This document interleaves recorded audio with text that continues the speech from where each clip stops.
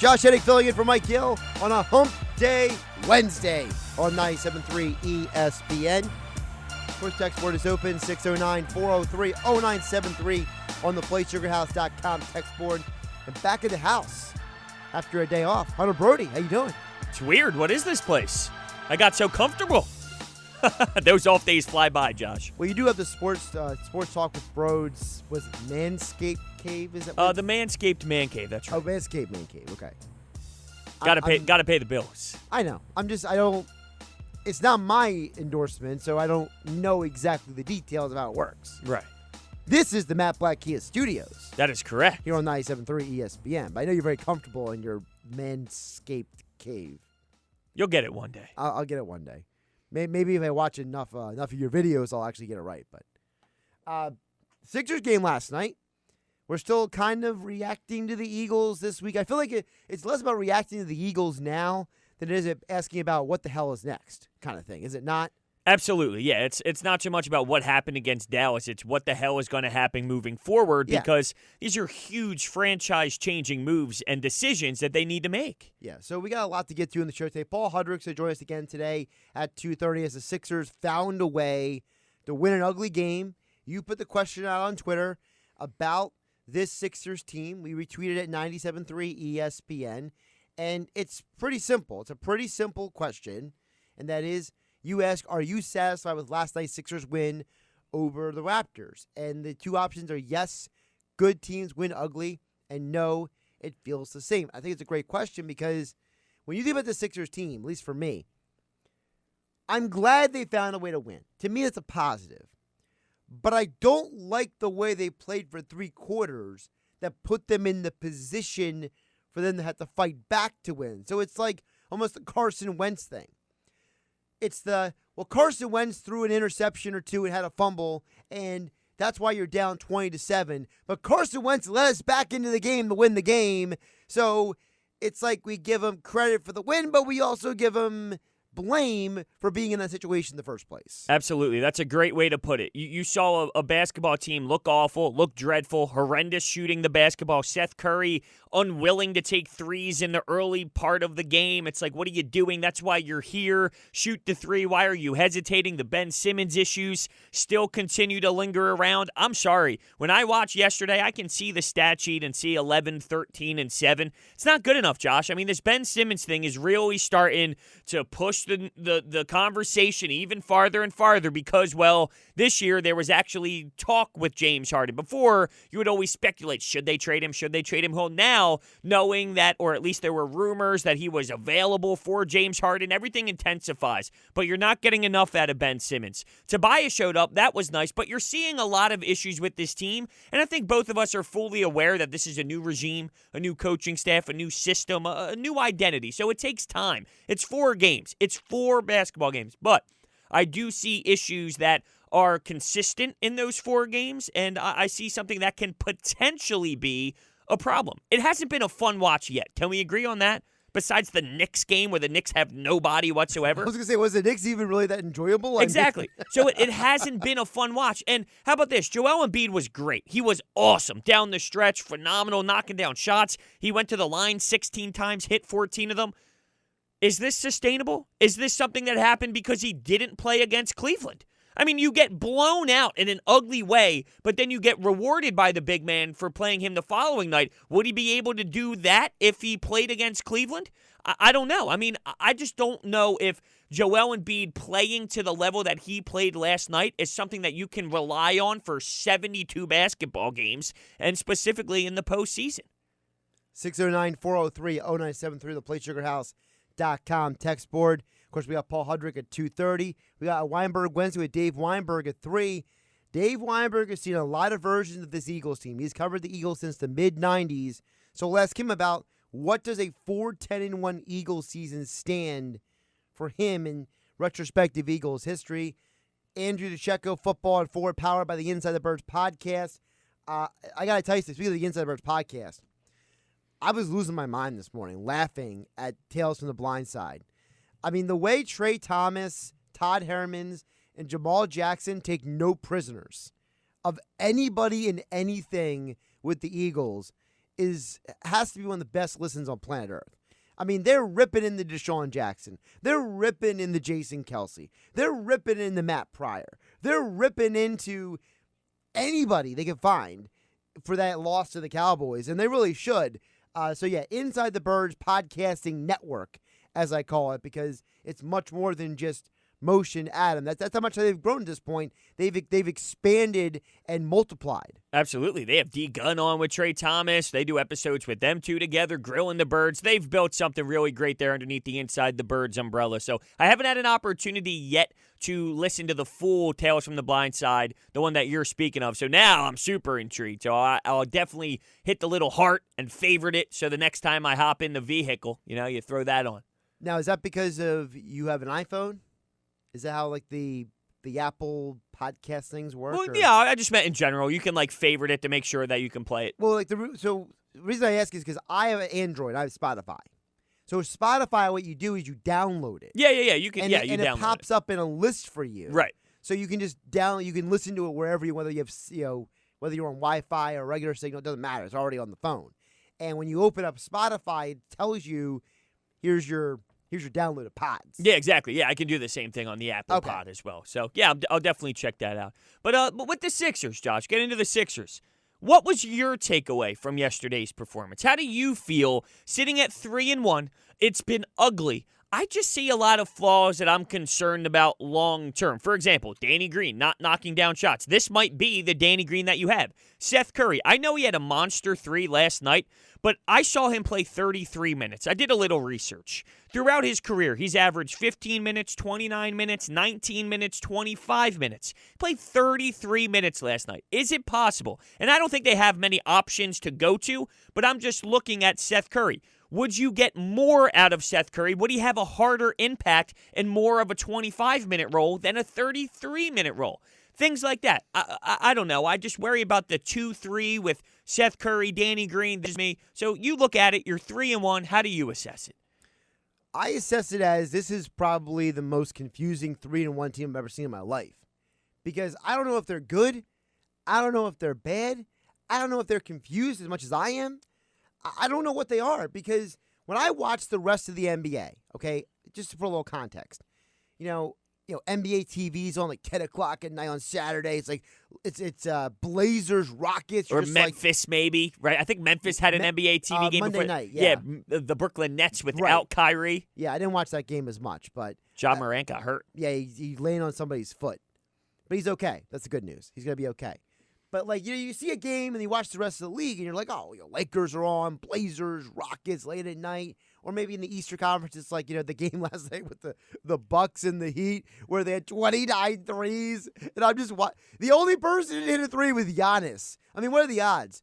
Hey, the Bucks had 29 threes and none of them by Giannis. You're just like, what the heck's going on here?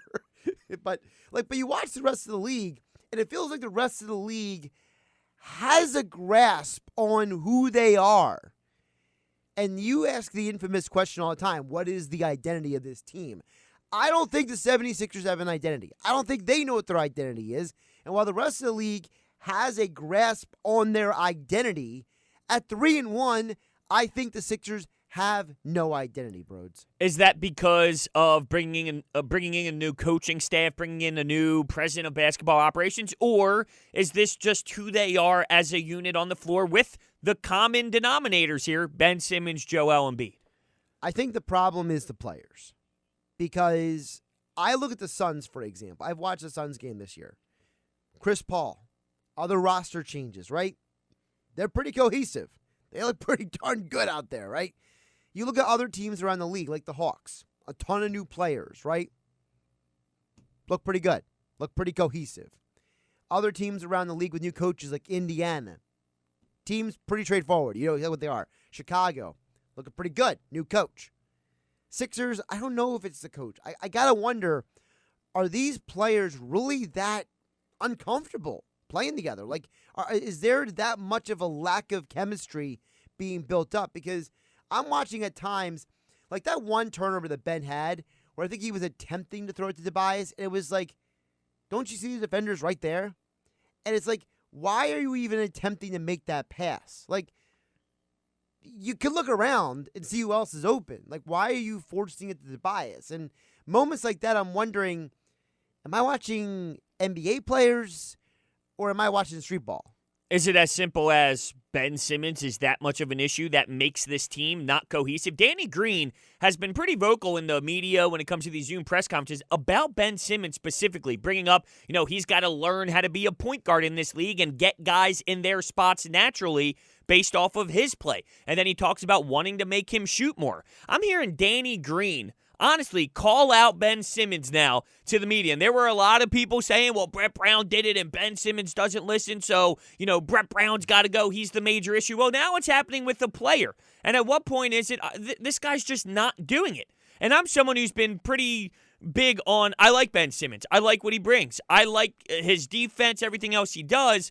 But it's starting to get to the point of, all right, dude, you really do have to elevate yourself. You really do need to bring more to the table. And I don't know if we're going to get that. At what point do we say this is who he is? I don't agree with people who did that after year 1, year 2. Oh, this is who he is at 21 years old. No, that's ridiculous, right? So I can't go with that move. That's not how I operate. But now, as we continue, and it is still, okay, after 4, 5, 6 years, okay, now I'm with you. But after 2, that's where I think it's nonsense. And that's why I was saying on Monday, I was asking the question again yesterday, I'll ask it again today. I don't know if Ben Simmons is a point guard in the NBA. I really don't. You can be a great ball handler and very good at, I know, what was his stat? He led the league in assisted threes. But Giannis isn't primarily a point guard. Giannis isn't the only primary ball handler on his team. A lot of times you watch Buck games. Last year it was Eric Bledsoe. This year it's Drew Holiday bringing the ball up the court. It's not always Giannis. It's personnel, one of the reasons why you see that, though. Because I understand Seth Curry, and we talked about this before. He can bring the ball up. He can be a ball handler. But he's not he's not a guard, like, I'm going to run the offense guy. Right. Whereas Shake Milton and Tyrese Maxey are. Tyrese Maxey's not ready for that yet. No, he's not. But what I'm saying is that you have other players who can do that on the team.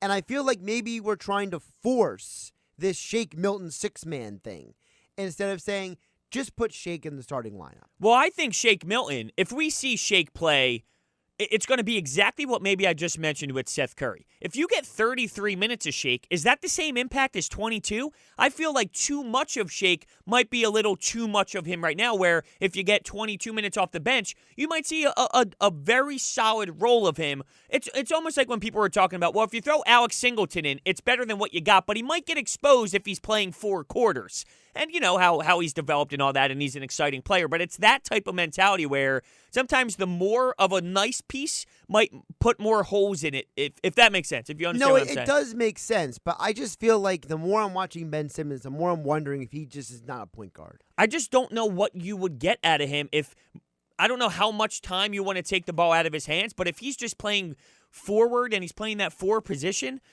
is he a defensive specialist at that point? And then what is that worth? Well, the reason I say Giannis is because Giannis is a 2-time MVP. The dude's arguably one of the best players in the league. I think we all would agree on that. He's at least top 3. And he's not a point guard. He's a point forward kind of hybrid thing. And basically his job is whatever we need, Giannis will do it. You need Giannis to dribble the ball, he'll dribble the ball at times. You need him to set a screen, he'll set a screen. You need him to go down the block and bang, he'll go down the block and bang. You need him to guard the other team's best player, he guards the other team's best player. The biggest difference to me between Giannis and Simmons is Giannis says, I'm in charge. He takes ownership of the situation. I think Ben is not aggressive enough. I think he lacks the intensity, the alpha dog, I'm going to do whatever the team needs me to do. There's a passiveness with him. There is almost an indifference with him at times when you see him on the court, and that's why I'm wondering as time goes on. I think that his skill set is closer to Giannis, but I don't think his mentality is anywhere near Giannis. And as time goes on, I'm becoming more and more disinterested in a Ben Simmons in the Sixers uniform. I agree with you. Now, I'm not there fully yet, but I'm totally starting to trend in that direction for sure. But the difference between Ben Simmons playing this role of point forward / hybrid thing similar to Giannis, I like how you put that. Giannis averaged almost 30 points per game last year, 29.5, 27.7 the year before, 27 the year prior to that. Ben Simmons, he'll never have that mentality. So if you put him in that point forward role, he's not going to be scoring those amount of points, which then limits what he can do at that position because all he wants to do is facilitate. So I feel if you take the ball out of his hands, he's good at setting screens. He's good at rolling to the basket. We saw that under Brett Brown. He has a skill set that can work with the ball out of his hands, but I think it's such a significant drop that I don't even know if that's worth it. If that's what you're going to do with him, I don't think it's worth keeping him. Seriously, I think it's to that level. If you take the ball out of his hands, what he brings offensively is just flat out not worth it to me, where that's an easy trade. Easy. And coming from me, saying that that's an easy tradable move, that's telling you a lot about how I feel about Ben Simmons if he's not going to bring that intensity offensively, and I just don't see that happening. Text board is open at 609-403-0973 to get in the conversation on the PlaySugarHouse.com text board, 609-403-0973. Josh Hennig filling in for Mike Gill along with Hunter Brody here on 97.3 ESPN. Of course, Paul Hudrick will join us coming up at 2:30, get more into the Sixers, because I want to feel him out on some of this stuff too, because I'm not saying I have the answer. I'm getting frustrated. I'm getting confused because when I see the team get behind the way they did yesterday, I don't know what to do with that information. I don't know if this is even a good team at times when I see them play, because they play so poorly at times. But I got to bring this up. A little Eagles news popped off about an hour ago. The Philadelphia Eagles have activated a 21-day practice windows for two players, Brandon Brooks and rookie linebacker Davion Taylor. Now, this season, the Eagles don't play guys the week that they activate them. It usually takes another week. So the likelihood of Brooks and Taylor playing this Sunday is nil. Well, did Deshaun Jackson play the week he was activated? He might have been was he the only one? I think he's the only one, because you're right. Ertz didn't. Sayamalu didn't. Yes. Alshon was like 10 weeks later. Oh, don't even get us started with the Alshon thing. But you're right. For the track record, it shows that they normally do wait. But the most recent one, if you want to throw a little controversy in the mix, the most recent one was Deshaun Jackson, and right. Did he play? Did he play? He had a play. He played. Had one play. Technically, he played. Maybe Brandon Brooks gets one snap. He does a great block. He destroys the block, and then he's off to the sideline. Right. Just go out there and don't move. Yeah, exactly. But why? Maybe they play.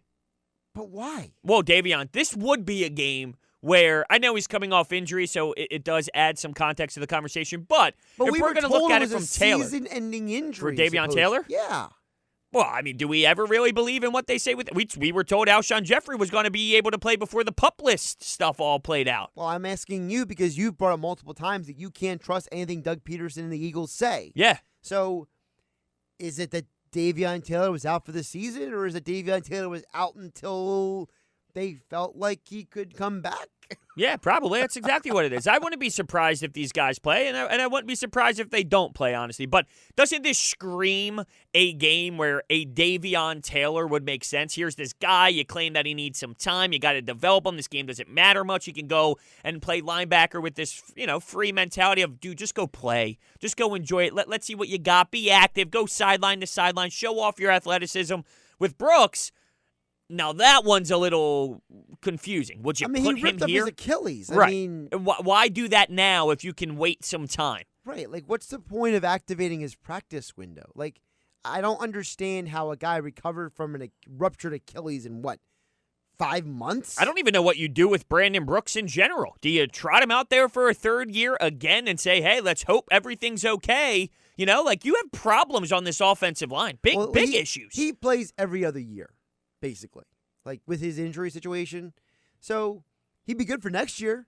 Just maybe not the year after that. Right. Well, he didn't make it fully because Matt Pryor had to step in and play that right guard That position. one game, Yeah, right. the playoff game, though. It wasn't just that one game. I mean, we're talking the biggest game of the year. Yeah. Well, if Jadeveon Clowney doesn't smash Wentz in the back of the head, maybe we have a little more information on that team last year, but I digress. 609-403-0973. We got a lot of stuff to get to throughout the show. We want to get to your text as well. 609-403-0973 in the PlaySugarHouse.com text. We're only here till 5 o'clock today. We're going to run it back for you, the state of the Philly teams, because this is a very interesting year for everybody, not just because of 2020, but because for the Philly teams, no playoffs for the Eagles. Sixers, a lot of questions about 3-1. Flyers starting, 2 weeks? 2 weeks, and the Phillies getting some bullpen help over the... From the Rays. I almost said over the weekend. From the Rays. Because the day off threw me off. But yeah, it from the Rays. Now, there's 2 ways to look at that. The Rays are so smart, there's a reason why they're getting rid of him. Or, hold on, this is the one I like.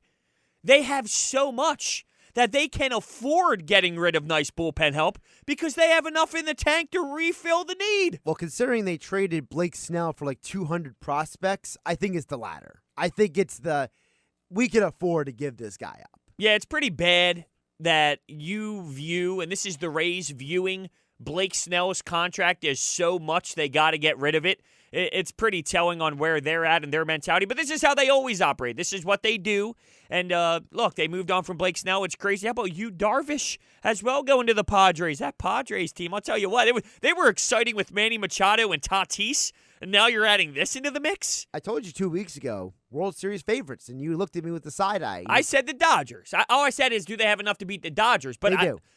Is this a look? We've all been watching sports for a long time. Could this possibly be the whole you hype them up?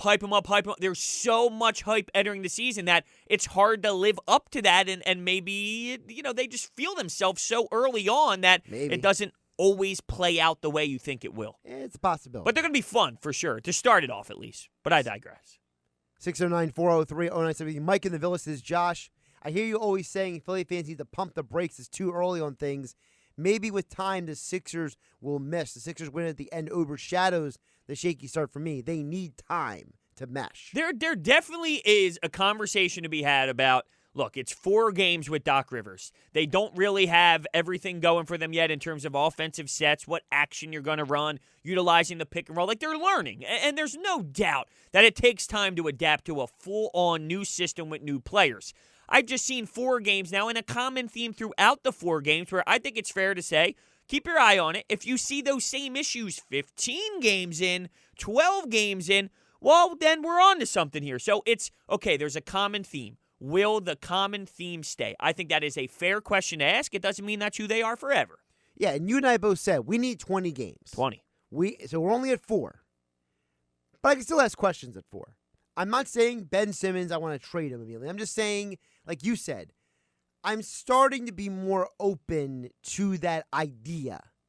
Not that I'm on board with it, because listen, maybe 4 games, Ben has a eureka moment, wakes up tomorrow morning and decides to go on a streak of triple doubles or something. And then what are we gonna do? We got to still want to trade him if he goes on a triple double streak? They win 9 out of 10 games? No, of course you're not. So anything's possible. Absolutely. When I look back, so we mentioned the 4 games, the Wizards are 0-4. They don't look like to be a great basketball team. You really had to pull away with one. Now, first game of the season, it is what it is. You blow out the Knicks, they stink. You get blown out by the Cavs, and then you pull one out again against the Raptors. It's like, I don't know.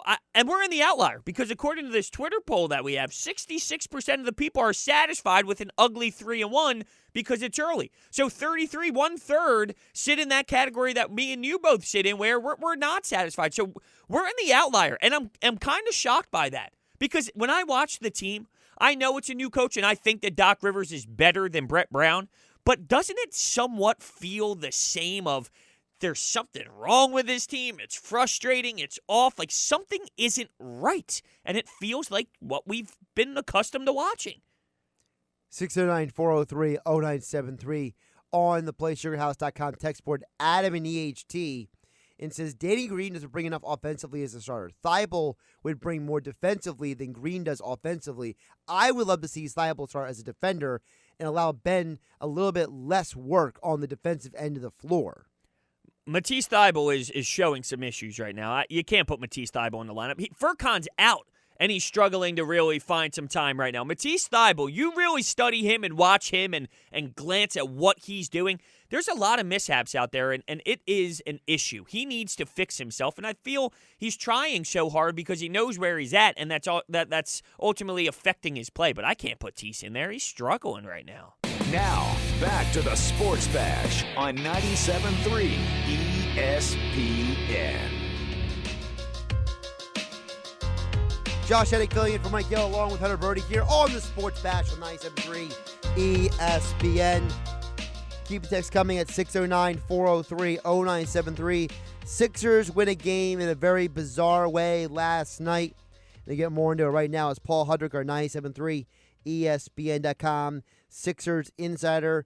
Catch all of his coverage over at 97.3 ESPN.com and the 97.3 ESPN mobile app. Paul, how you doing on this day after? I'm doing great, Josh. How are you?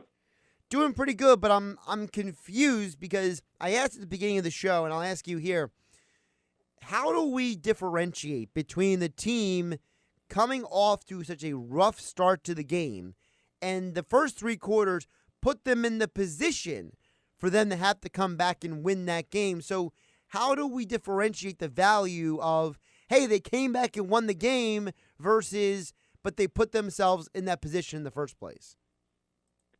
Well, I think the first half, and Doc Rivers said this after the game too, was a matter of just a lot of missed shots. I thought, and let's not, we got to give Toronto a little credit, right? I mean, this is a team that won a championship a couple of years ago. Granted, they're not as talented as they were even last year, but you still have Kyle Lowry, you still have Fred VanVleet, you still have Pascal Siakam, and they were hungry. Like they came into Philly they came in 0-2, and they came in hungry and wanting to win a basketball game.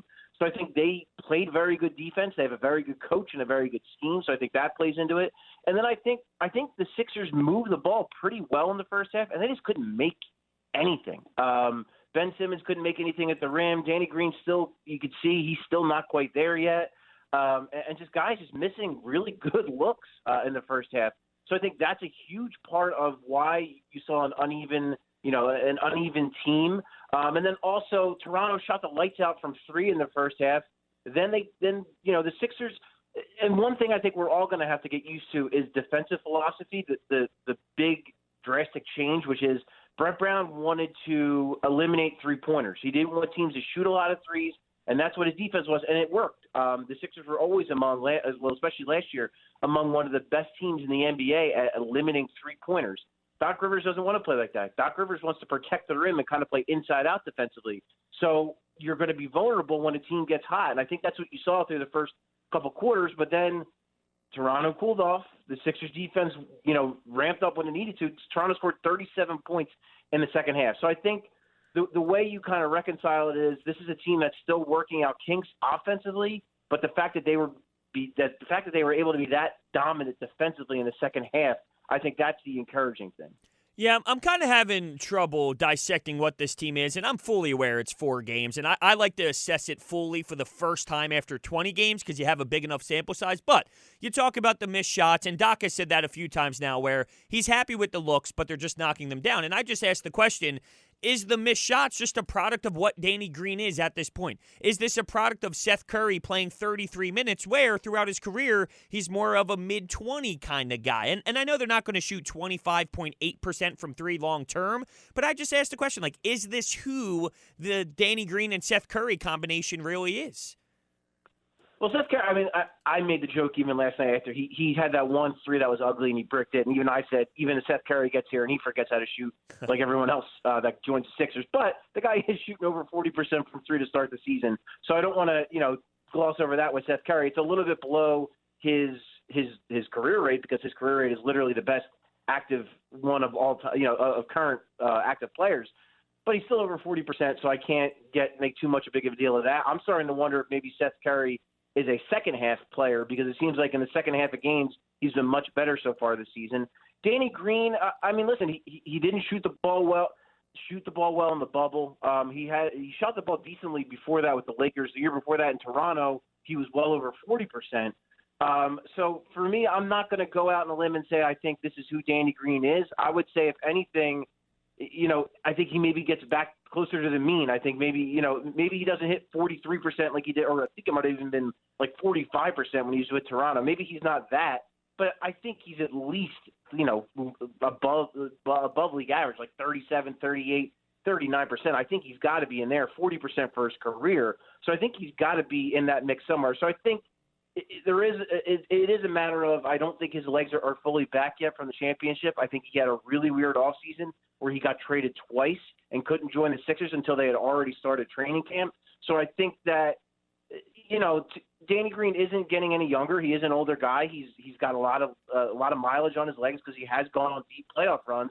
But to say that the player that he is right now is the guy he's going to beat throughout the season, I don't think is fair, because I think he's going to get better as the year goes on. Now, with all that being said, do you foresee the potential of maybe Doc at some point shaking up this starting lineup? I could see it, and I did write that after the Cleveland game. One of the things I wrote for 97.3ESPN.com during my takeaways was that I wondered if perhaps the Tobias Harris-Danny Green combination wasn't good, but I did say that before Tobias Harris had a hell of a night against Toronto, where he looked like the guy that maybe the Sixers could use going forward. But I do wonder at some point if he does make a change. Now, the only issue with that is, the obvious assumption would be, if he does that, Shake Milton hops in the starting lineup, Danny Green comes off the bench. Now the issue is, when you get to the bench, who's the playmaker off the bench? Because if Shake's in the starting lineup, your options are like Danny Green, Furkan Korkmaz, Matisse Thybulle. Like, you don't have as many perimeter creation type players. Maxi's obviously in that mix, and I think he'll get his looks, but he's still a 20-year-old rookie. So I think the issue is, if you do put Shake Milton in the starting lineup, put Danny Green on the bench, then you're weakening your bench. I've been pretty steadfast in saying I still think this team needs, and I've said this before the season, so this isn't just a reaction to 4 games. I think 4 games is just reinforcing for me that this team needs another shot creator, another playmaker, whether it's a guy that you can plug into the starting lineup for Danny Green, or that you can bring off the bench and then put Shake Milton in the starting lineup. So to answer your question, I would say I don't think Doc Rivers is married to the starting lineup. I could see a change happening, but I think he is going to give it a lot of time. I think, Hunter, the 20-game mark you put on it is about right. I think that would be the time where maybe he would start contemplating something like that. Let's get to Ben Simmons. So, his stat line after the game, 11, 13, and 7. He definitely brings it defensively. We know what he does from there. Facilitating, it's great. But to me, and I'm a Ben Simmons guy. I've always supported. I want him here. I want Ben Simmons to be here. I want to grow with him. But last night, it's just unacceptable to me offensively. I don't see anything changing. Now, he had that fake 3. It wasn't really a fake 3 in the corner, though, early in the first quarter, and then you see screenshots of guys just sagging off him insanely when he's out by the perimeter. It's just a huge issue, and I don't see this team changing until that changes, and it's just so frustrating. So what did you see out of Ben last night? I understand the frustration. I do. I totally get it, and I would say a couple things. One, I think we need to let Doc Rivers have a little time with him to kind of work his magic and see if he can get the most out of him, to see what he can do. It is 4 games. I get that the issues that we saw before are still the issues. So I 100% understand the fan frustration. Sometimes it's frustrating for me to watch. I get it. But I would give Doc a little more time, see if maybe he can get through them a little bit more. What I liked about Ben Simmons is I like that this is a Toronto team that has given him fits over the years, even without Kawhi Leonard. Again, they are schemed. Nick Nurse does a really good job as a defensive coach, and they've really bottled up. They've bottled up Joel Embiid and Ben Simmons over the years. So for me to see Ben Simmons be aggressive going downhill and getting to the basket, I liked. What I didn't like, and something that what I've been saying, and I know a lot of people focus on the outside shot and all that, but the one thing I've really wanted him to get better at is finishing around the rim. And that, to me, last night, that's what I saw. That's the deficiency I saw, is he was getting to the rim because he's so big and he's so fast and he's so gifted. But when he got to the rim, he couldn't finish. And that's the thing I would like to see him improve on. I would like to see him become a better finisher. Now, the first step is him actually being aggressive and him actually getting to the rim. So that's encouraging. But, yeah, I am a little disappointed that it's just his offensive game still hasn't quite grown. I get it. But I'm more encouraged than I'm discouraged with him, and I want to give Doc Rivers a little time to see if he can get more out of him, to see if he can make it work. And I also felt like when you look at the blueprint of what this team is supposed to be, it's supposed to be Joel Embiid dominating the post and scoring, and your complementary scoring is supposed to be coming out of Tobias Harris, which you did see last night.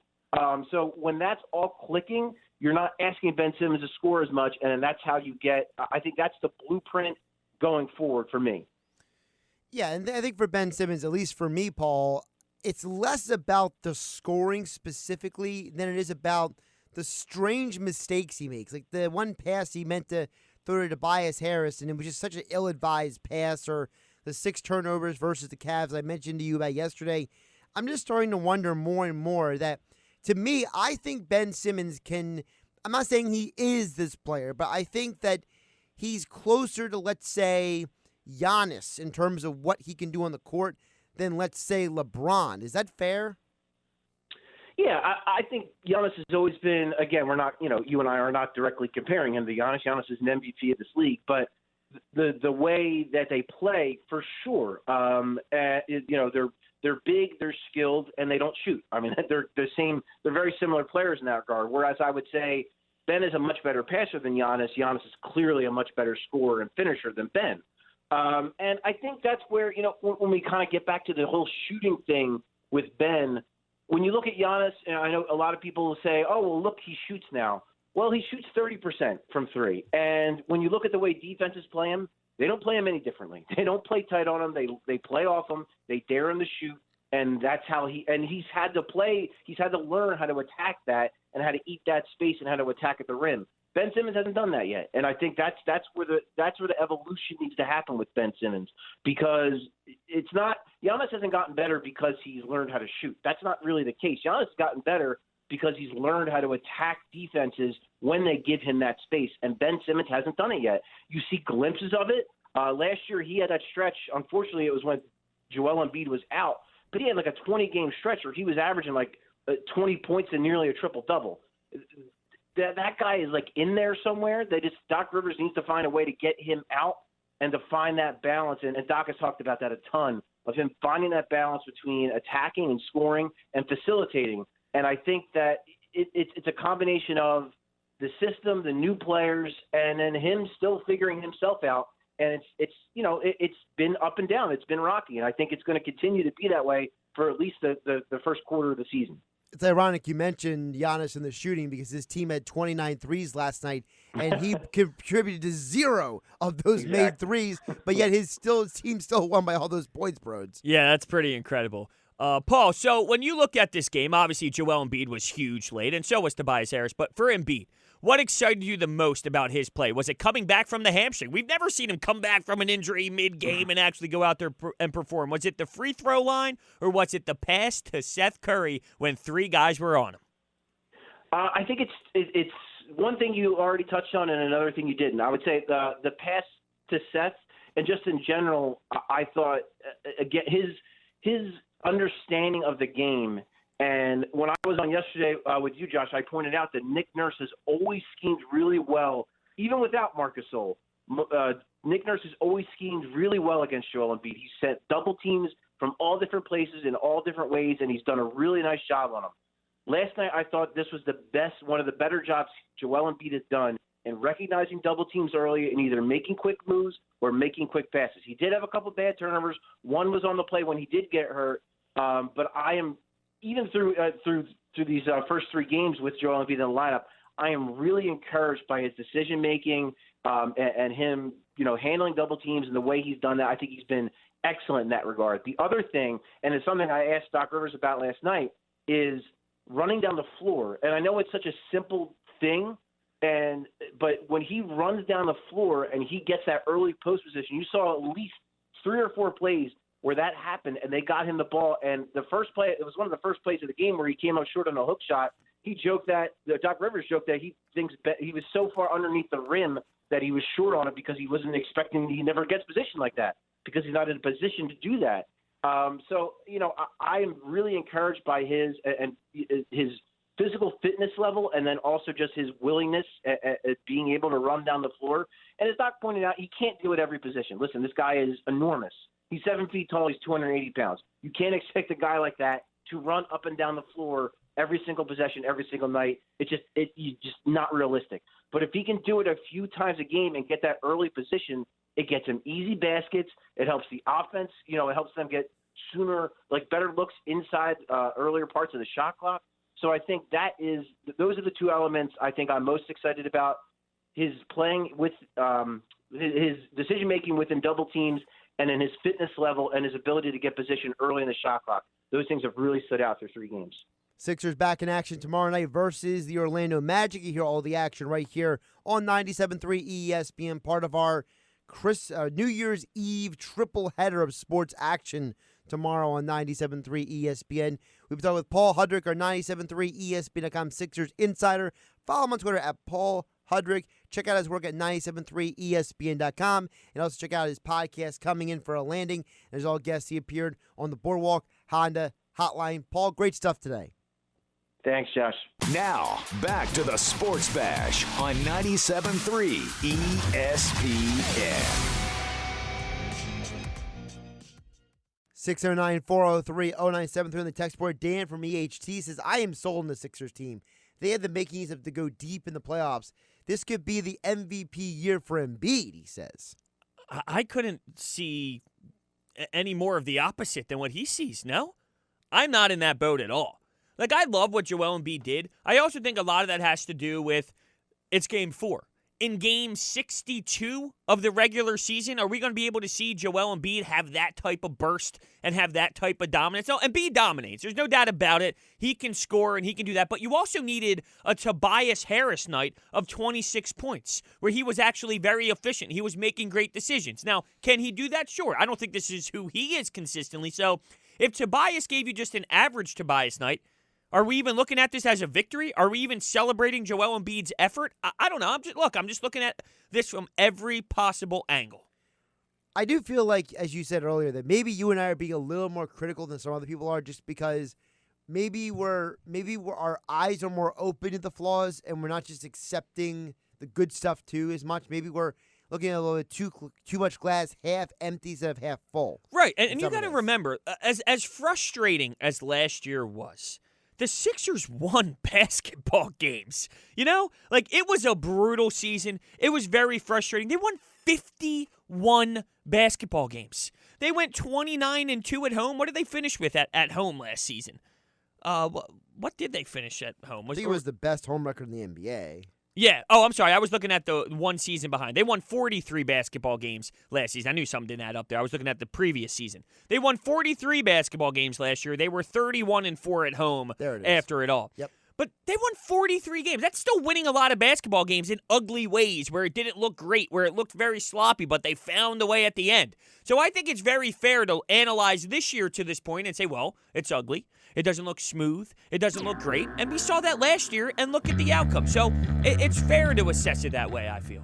Also, maybe there's something said for the fact that we always talk about you want to finish strong, right?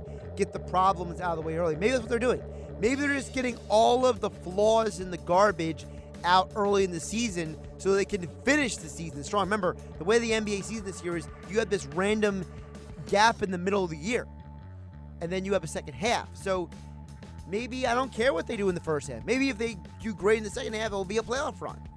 Oh, they can change their identity, no doubt about it. It's just to this point, I see similarities between last year and this year.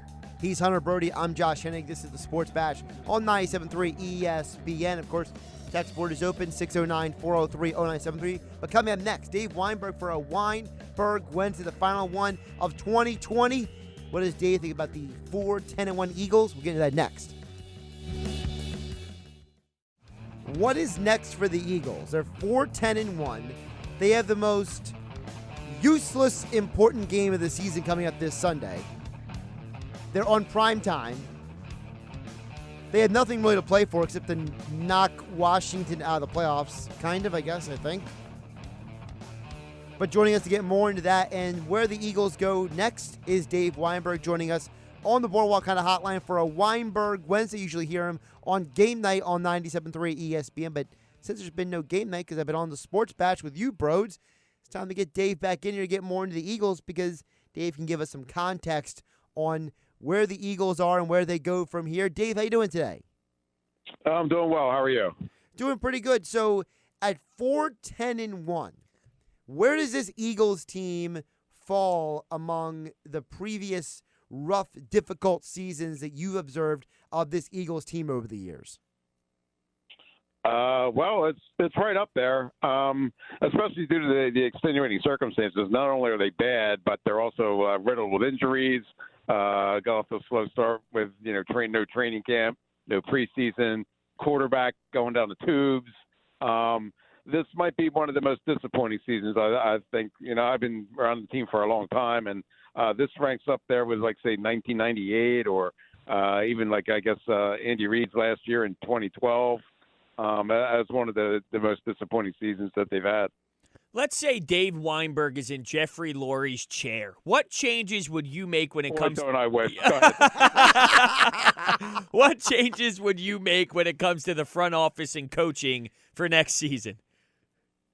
Oh man, that's a good question. Let's see. If I'm Jeffrey Lurie, I'm finding a new general manager. I'm keeping my head coach. I think I'm keeping my defensive coordinator too, just because of all the movable parts that he had to work with. I think I need a quarterback coach / offensive coordinator maybe who's going to be able to have more of an influence than the current regime does. I'm going to leave. Like I said, I'm going to leave Doug as the head coach, but I might want somebody who at least has his ear in terms of play calling and developing the offense. And I also have to find out who my starting quarterback is, but I guess that's not Lurie's. That's not my call. Sorry. But I start with a new general manager, but I don't think I change any major. I'm keeping Doug Peterson. I love the way Bros asked that question, though, Dave, because I think one of the problems with the team right now is in part the owner, because it's the owner who loves Jason Peters, and it's the owner who is very close with Howie Roseman. And one could argue that part of the reason why the team is where it is right now, dealing with what it is right now, is because of Jeffrey Lurie's own predisposed favoritism and biases and maybe a little bit of blindness going on. Yeah, that's why I don't like being I'd like to be the owner, but I wouldn't like to be Jeffrey Lurie because I'm not that close. I'm not that close with Jason Peters. So, but yeah, that's kind of been their downfall with both Jeffrey and Howie. The fact, and even they admitted it, that they tend to be too loyal to veterans. They tend to keep guys. I guess maybe the backlash from the Brian Dawkins situation years ago prompted them to go too far in the other direction, where they're just almost afraid to get rid of some guys. And that's really bitten them this year. Like you mentioned, Jason Peters, Deshaun Jackson, a couple other guys. I guess they just don't. You have to be willing to turn the page, and sometimes they wait too long to do that. When you watched that game on Sunday, it looked very similar to what I saw when Carson Wentz was under center for Jalen Hurts. The offensive line was obviously an issue with all the penalties. The wide receivers definitely struggled. I thought Doug Peterson escaped the run game once again. It felt as if maybe that spark ran out that you saw for those first two games, and then reality hit again. Did you see it the same way, or did you see it differently? No, that's basically the same. And yeah, I guess you have to give Dallas some credit too, because they found a way to scheme against Jalen that the other two teams hadn't done. They forced him into make some throws and decisions he didn't want to have to make. And you're right, Doug abandoned the running game way too early. I mean, it was working very well in the first half with Miles Sanders and Jalen even. But that's been his MO since he's been here. I don't know what it is, but he just doesn't seem willing to be able to stick to the running game and provide a more balanced offense. And that definitely would have helped Jalen out on Sunday, because it was clear that the Cowboys had kind of figured out what Jalen was trying to do. Maybe take some of the pressure off him and and run the ball and maybe keep the game closer. But that being said, though, Dave, I mean, the Cowboys are one of the worst defenses in the NFL statistically. Yep. So you would think that if you scored that easily twice against them early in the game, you should have been able to replicate that later in the game. And it felt like between all the false starts and the holding penalties, it was almost like this team wasn't even giving Jalen Hurts the opportunity to have any success in the second half. It was almost like the team was like, you know what, we had enough success. We're just going to blow it up now. Yeah, that's true to a point. I mean, it's worth noting that, the Eagles and I guess other teams too, they do a very good job of scheming the first few series, and then you have to kind of not fly by the seat of your pants, but you have to be a little bit more creative, and they just weren't. And in their defense, like you mentioned, the penalties that put them like in second and long, third and long, way too often. Maybe that's why they had to get rid of, go away from the run game a little too early. But yeah, this was they were just out of sync not the whole game, but the last three quarters anyway. And it was that was a pretty pathetic performance, to be honest with you. I'm with you where I think Doug Peterson should be back. I give him one more year to kind of, prove himself that this year was just a fluke. But I do have a question about what I saw with some of these veteran players. For example, Fletcher Cox with the stinger, he had his shoulder pads off in a must-win situation where everything else worked out in their favor. If they won the football game, we would be possibly talking about making the playoffs. So it's a big game. Fletcher Cox, have your shoulder pads off. Deshaun Jackson, one play. See you later. Isaac Seumalo, penalties. Ertz, penalties. Your veteran guys are making such big mistakes in a big moment. Is this possibly, and I could be going too far, but is this possibly a sign that Doug is maybe losing some of the veteran players a little bit? No, I don't think so. Okay, I mean, that's Fletcher, I'm going to give Fletcher the benefit of the doubt. I mean, he's as tough as they come generally. I mean, he's willing to play through almost anything. So the fact that he was hurt to the point where he couldn't go, I guess taking your shoulder pads off is a bad look, really. I mean, maybe just stay in your uniform just for appearance's sake. But I have no doubt that he would have been out there if he physically could have been able to go to do so. Deshaun, I don't know what the heck's going on with him. Like you said, one play, 81 yards, stupid backflip into the end zone. That's probably where he hurt himself again. And I don't even know what to say about him anymore. And but I don't think that he's lost the locker room. I don't think he's lost the respect of the veterans. I still think that they're willing to help him, willing to allow him to lead them. So I don't think that's the issue. Dave Weinberg joining us for a Weinberg Wednesday here on the Sports Bash on 97.3 ESPN. You can follow Dave on Twitter at DaveWeinberg19. Check out his extra point columns over at 97.3ESPN.com. Also, his 2-minute drill after every Eagles game is a great must-read after every Eagles game at 97.3ESPN.com and the 97.3 ESPN. Real quick, I should point out that I have seen teams where that has happened, like Chip Kelly's last season, for example. It was clear that the veterans had stopped playing for him and stopped listening to his message. That's why I kind of provide a little bit of context here where, I saw it with Chip. I even saw it with Andy his last year. It seemed like his message had kind of worn thin after so many years.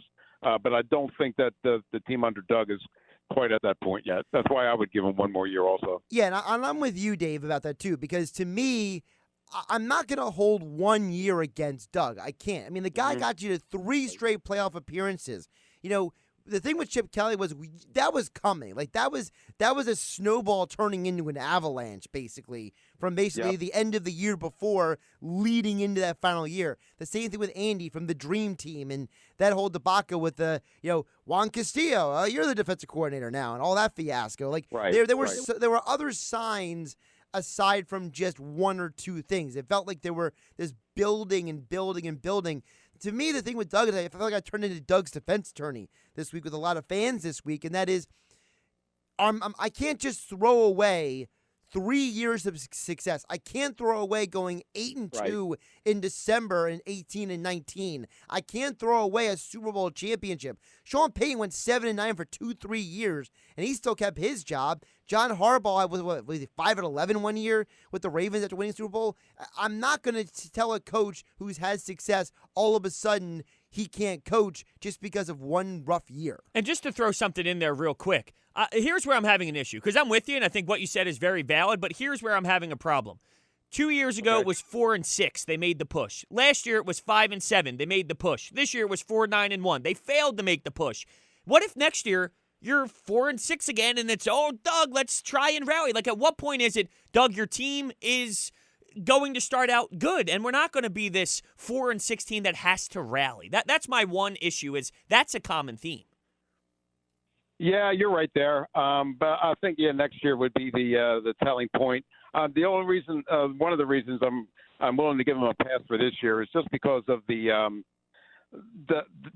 slew of injuries, and I know every team went through it.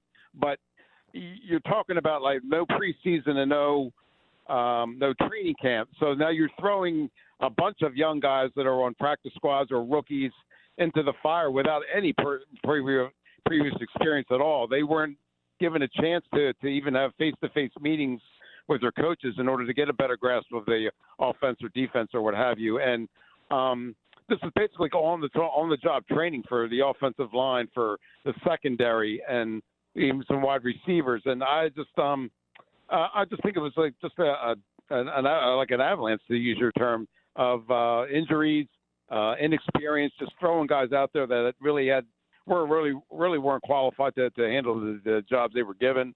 And I want to see what happens next year with the full training camp, with the quarterback situation resolved, hopefully, you would think, and then see where the team stands after that. Yeah, I totally understand that. Like, there's a bunch of pros, a bunch of cons when it comes to Doug Peterson. But one, to defend him is, if we're going to sit here and rip apart Howie Roseman and what's going on with this roster and some of these players, the skill position players can't get open, this and that, well, it's tough to call plays and it's tough to get a lot of success when you're ripping the guys on the field. So that would actually defend Doug, and we can look above him and say, well, if this is what Howie's providing, he's very limited in that role. Yeah, correct. And I caught a lot of flack this week on social media for defending Doug, and I don't quite get why. I don't know why you can, like you said, you can't just throw away the past 3 years. Granted they underachieved last year, made the playoffs, but Carson Wentz gets the concussion in the first quarter. Who knows if they beat Seattle? Nick Foles, they win a playoff game and were a drop pass away from beating the Saints.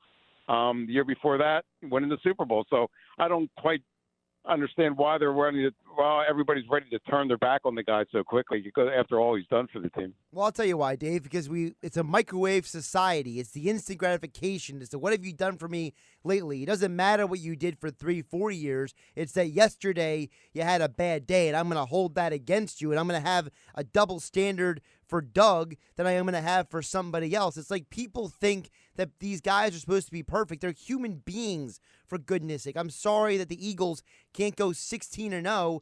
Cleveland. I have a friend who's a Cleveland Browns fan.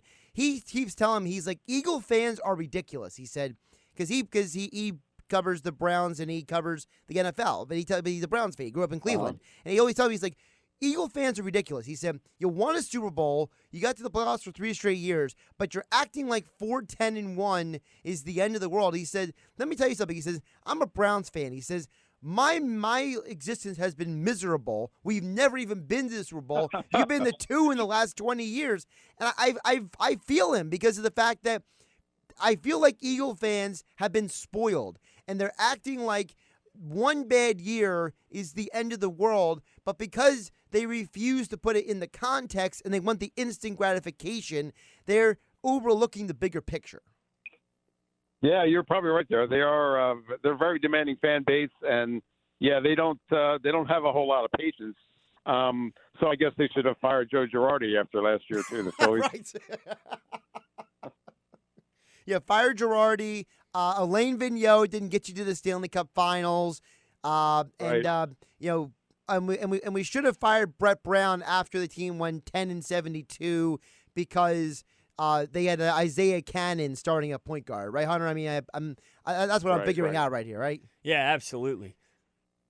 I just wonder, Dave, when you look at this team and you look for Sunday's matchup, are you specifically looking at anything? Like, the way I view it is, I want to see the team fight. I know people want them to lose on purpose for the draft pick, but I personally can't do that. If I'm going to watch them out there, you heard Jason Kelsey, you heard J.J. Watt over this past week. When you have the right culture set, you're going to go out there, you're going to battle, you're going to leave it all out there on the football field, and that's kind of what I'm looking at. So I personally am rooting for them to win. I want to see that because I think long-term that tells me something, as I mentioned, about Doug Peterson and the message he's sending. So how are you viewing Sunday's matchup?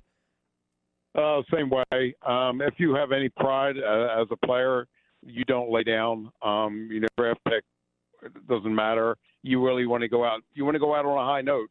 And as Jim Schwartz said, you don't want to see that other team putting on their championship hat and T-shirt on your field. You want to do everything in your power to end Washington's playoff hopes. Play as best as you can, and don't give up, don't give in, and hopefully that's what we'll see on Sunday. And that's what I'm expecting them to see. I think there's too much pride in that locker room and on the coaching staff to allow a so-called tanking game or whatever. I mean, it certainly doesn't mean anything playoff ramifications, but just from a pride standpoint, I think you're going to get their best effort. Weinberg Wednesday here on 97.3 ESPN. Of course, you can follow Dave on Twitter at Dave Weinberg19. Check his extra point columns at 973ESPN.com. So, Dave, when the Eagles season finally ends on Sunday, it'll be 2021. So what does Dave Weinberg now do in this 2021? Because, I mean, you got to wait 2 more months for baseball season, basically. The Flyers don't even start for 2 more weeks. The Sixers, okay. And high school basketball is on hiatus till what, January 22nd or something like that? Yeah, that's true. January 24th, I think, yeah. So what does Dave Weinberg do next? Well, I'm a big NFL fan, even if it's not the Eagles. I'll certainly watch the playoff games. That'll stoke my interest and maybe place a wager or 2. And but yeah, generally, other than that, I guess try and get out on the golf course as much as I can, weather permitting, and wait until it warms up enough so I can get back on my paddleboard and stuff like that. But just enjoy time with my family, I guess. Take a little bit of a breather. But I'm definitely going to be invested in the playoffs. I really, there's nothing like NFL playoff football. I really enjoy that stuff. Oh, I love it too. It's just I'm curious what you do because, I get made fun of by these guys all the time. Part of it's tongue in cheek, because for example, I'm a diehard college football fan. I got the Wake Forest Wisconsin game here in the studio, and I talk to them about all that stuff all the time, and I like to know what everybody else is doing because sometimes I get painted into this little box. You know what I mean? Mm-hmm. Well, I'm really hoping that this pandemic kind of eases up a little bit. I mean, I really miss doing like the everyday things, like going to Atlantic City, going to see a concert, going out to dinner, playing trivia every week with my friends at a different establishment, and that's the simple stuff that you took for granted for all those years, and now it's taken away from you. I mean, I really do miss it. I mean, as much as I enjoy watching stuff on TV, I really like to get outside and go to different places, and I'm really, really hoping that that's going to be the case, sooner rather than later. Couldn't have said it any better myself. He's Dave Weinberg. Make sure you follow him on Twitter at Dave Weinberg19. Also, don't forget about his podcasts. Of course, that is Tequila and Touchdowns with Dave Weinberg, and as all guests, he appears on the Boardwalk Honda Hotline. Dave, appreciate the time. Happy New Year, and we'll talk to you in 2021. Same to you guys. Thanks very much. I appreciate it as always. Josh Hennig here on the Sports Bash on 97.3 ESPN. We'll get back to your text in just a bit at 609-403-0973. I want to remind you about my friends over at weightliftinghq.com. It's only a couple days from 2021, and I'm sure a lot of you have goals for 2021. Maybe you want to just be healthier. Maybe you want to get to the gym more, or maybe you can't get to the gym for whatever reason. Maybe your gym was closed down like so many. Well, weightliftinghq.com is here to help you with whatever your 2021 goals are. Weightliftinghq.com is a company located right here in South Jersey. They operate fully online, and they will deliver the equipment right to your home. So whether you want a bench and squat rack, kettlebells, dumbbells, cardio and fitness machines, resistance bands, and more, you can't beat their local customer service and their great, incredibly competitive prices Find out why you can work out from home with great equipment with weightliftinghq.com. Use the code Radio10 at checkout for 10% off your entire order. That's weightliftinghq.com, Radio10 for 10% off your entire order at weightliftinghq.com. We'll get back to your text in just a bit at 609-403-0973. More Eagles talk still to come as well with Andrew Dicecco at Football at 4, powered by the Inside the Birds podcast, right here with Hunter Brody and me, Josh Hennig, filling in for Mike Gill on the Sports Bash on 97.3 ESPN FM. Now, back to the Sports Bash on 97.3 ESPN. Great stuff from Dave there. A lot of great context about one thing I love about Dave is that he can give you context and a little history with this stuff because, as I say a little jokingly, but, you go back and check the text board. There were a lot of people who were like, Josh, you sound like Doug's defense attorney. You sound like his agent. But I feel like at times when I hear people going too far, whether it's with any of these teams, the Eagles, Sixers, Phillies, Flyers, I feel like it's almost like my duty, my obligation to try to reel us back in because at some point, all of us, we just take things a little too far, bros. Well, that's exactly how I felt when Gil and I were going back and forth about Wentz. It was almost as if people looked at Carson Wentz as someone who was never successful, someone who was always playing this way, someone that you could never rely on. And I'm just thinking, and not only that's more long-term with Carson Wentz, but people thought it was only him, as if you fix him, you have this different team. And let's be realistic, as great as Jalen Hurts has played, the football team's 1-2. That's not winning football. They're 1-2 with an exciting quarterback that's making more plays. What does that tell you? Well, there's a bigger issue than just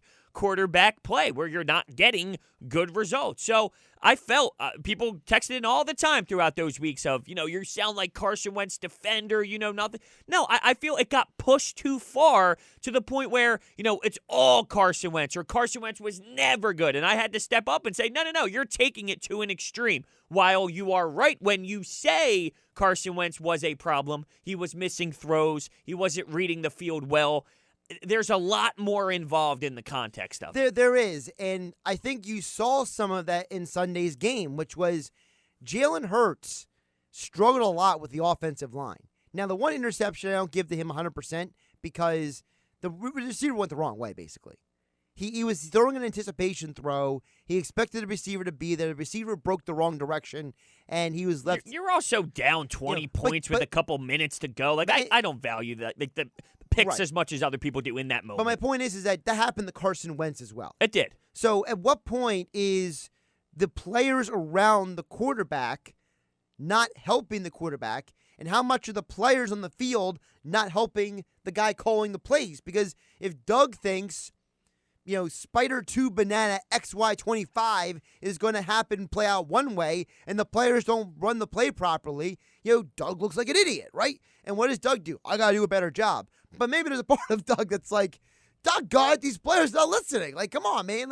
I told you to run the play, and you didn't remember what the play was. And that's part of the problem as well. Well, who does that fall back on, though? Because if you're telling me guys aren't understanding what play should be ran, I know at some point the players need to know, but an undisciplined team, which we see a lot with these penalties, ultimately falls back on the head coach. It does, but it doesn't to me. Because I think it also falls back on this collection, this hydra of offensive coaches. This fact that, you and I have talked about this before.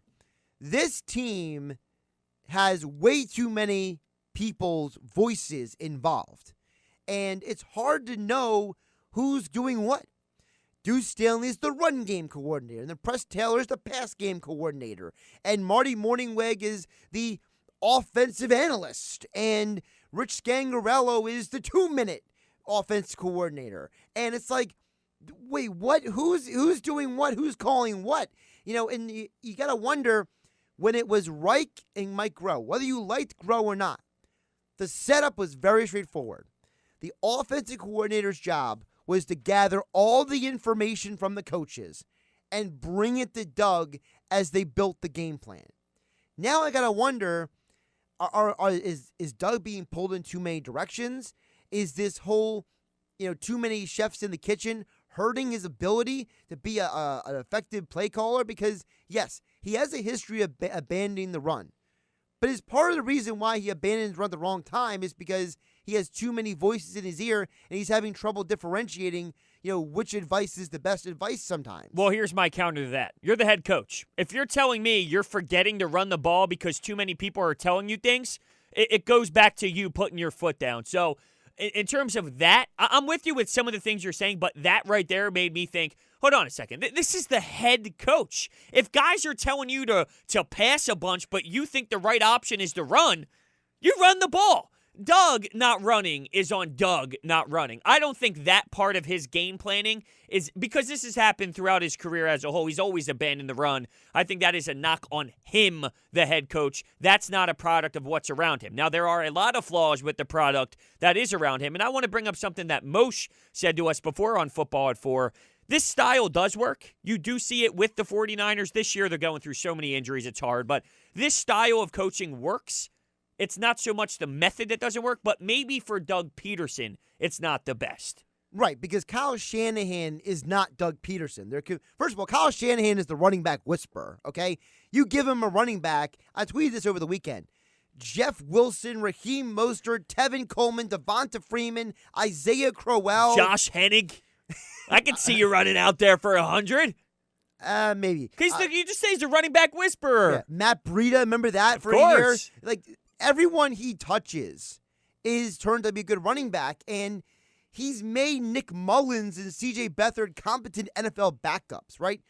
So Kyle Shanahan is a certain guy who brings certain elements to the field, right? I don't think Doug is a great X's and O's guy. I think he's more of a motivator, inspirer, getting the guys, I want to run through a wall. I think that he's closer to Herm Edwards than he is Kyle Shanahan, the former player who knows how to reach his players. And I think that's where Doug maybe doesn't understand his own limitations, right? The idea that, one of the things that when you had DiFilippo and Reich is, those are two super high IQ guys. DiFilippo is considered one of the best quarterback coaches in the league, right? Frank Reich is a guy who, he wasn't just a backup quarterback. He was Captain Comeback. He led the two largest comebacks in college football and NFL history to wins. You don't do that if you're an idiot, right? So for Doug, he had such elite people around him that now it's like you're pulling away the Jenga blocks, right? You're pulling away the tower. The tower's getting wobbly. The platform is getting weaker. And I think Doug doesn't understand maybe his own shortcomings because maybe in some way he was so used to doing it a certain way that he's still trying to do it that way. And, maybe the people that they brought in are not helping Doug see the forest for the trees, because how many times did he say, I got to self-evaluate. We got to go back and check and blah, blah, blah. Well, you know what? If everyone's telling you you're doing a good job and you're not doing a good job, well, that's a problem. What's harder to find, or what's easier to find? The right assistant surrounding Doug, or finding a new head coach that, yes, it matters who's around him, but it's more about the individual? The assistants, okay, 100%. It's multiple assistants, though. I don't think it's as simple as just one, but that's fine. I'm not disagreeing with you. I just want to hear why you picked that. Because the head coach, we've seen more head coaches fail than succeed. And I've seen a lot more good assistant coaches than good head coaches in the NFL. That's fair. Yeah, I'm with you. I would feel, too, it's easier to be a good assistant than it is to be that guy as a head coach, because your role is significantly different when you are the assistant coach. So I'm with you. If Doug has the proper guys around him, now this raises a question that, we've kind of discussed throughout the years when it comes to the power of Doug Peterson. So when Mike Groh left, he came back and he stated originally before Mike Groh was fired that this is my coaching staff and I can't wait to go to work with them. And then the following press conference, they were canned. So is Jeffrey Lurie stepping in because Doug Peterson is that bad and he doesn't trust them, deservingly not trusting Doug Peterson? Or does Doug Peterson look bad because Jeffrey Lurie is stepping in? And I would say if Lurie feels that Doug Peterson is not competent enough to pick his own guys, you have the wrong guy. I think it goes both ways, though. because I think there's a part of Jeffrey Lurie that's not seeing the big picture either. We all know that Jason Peters is only here because of Jeffrey Lurie, right? Well, to be fair with the JP thing, you lost such a big piece on the O-line. If Brandon Brooks never got hurt in the beginning of the season, would you ever see Jason Peters? Now, eventually he had so many linemen banged up, maybe, but it wasn't Jason Peters just coming back to play. Remember, he was out there forever, and he was available for a long time, and he wasn't being touched by the Eagles until you lost such a significant piece. So I get he's part of it, Jason Peters and Jeffrey Lurie. It's a combination, but it wasn't as simple as, oh, he's definitely here 100%. Oh, I know that, but what I'm saying is that if Jeffrey Lurie could have that kind of blind spot, right, for Jason Peters, for Howie Roseman to an extent, right? Even when Chip Kelly didn't want it, he just said, Howie, I'm going to give you a new job and you go hide somewhere, right? It's the fact that even Howie Roseman has a blind spot. He loves Deshaun Jackson. He craved to have Deshaun Jackson back. Well, you got him back, and he's played, 6 games? 6 out of 32 games or whatever it is. At some point, you have 2 of the top people in your organization with serious blind spots. And I'm not saying you got to be perfect, but you asked the question earlier. Is part of the problem that the team that's being handed to Doug, the players and the coaches, not the best for Doug, because maybe the owner and the GM are not seeing the full picture either?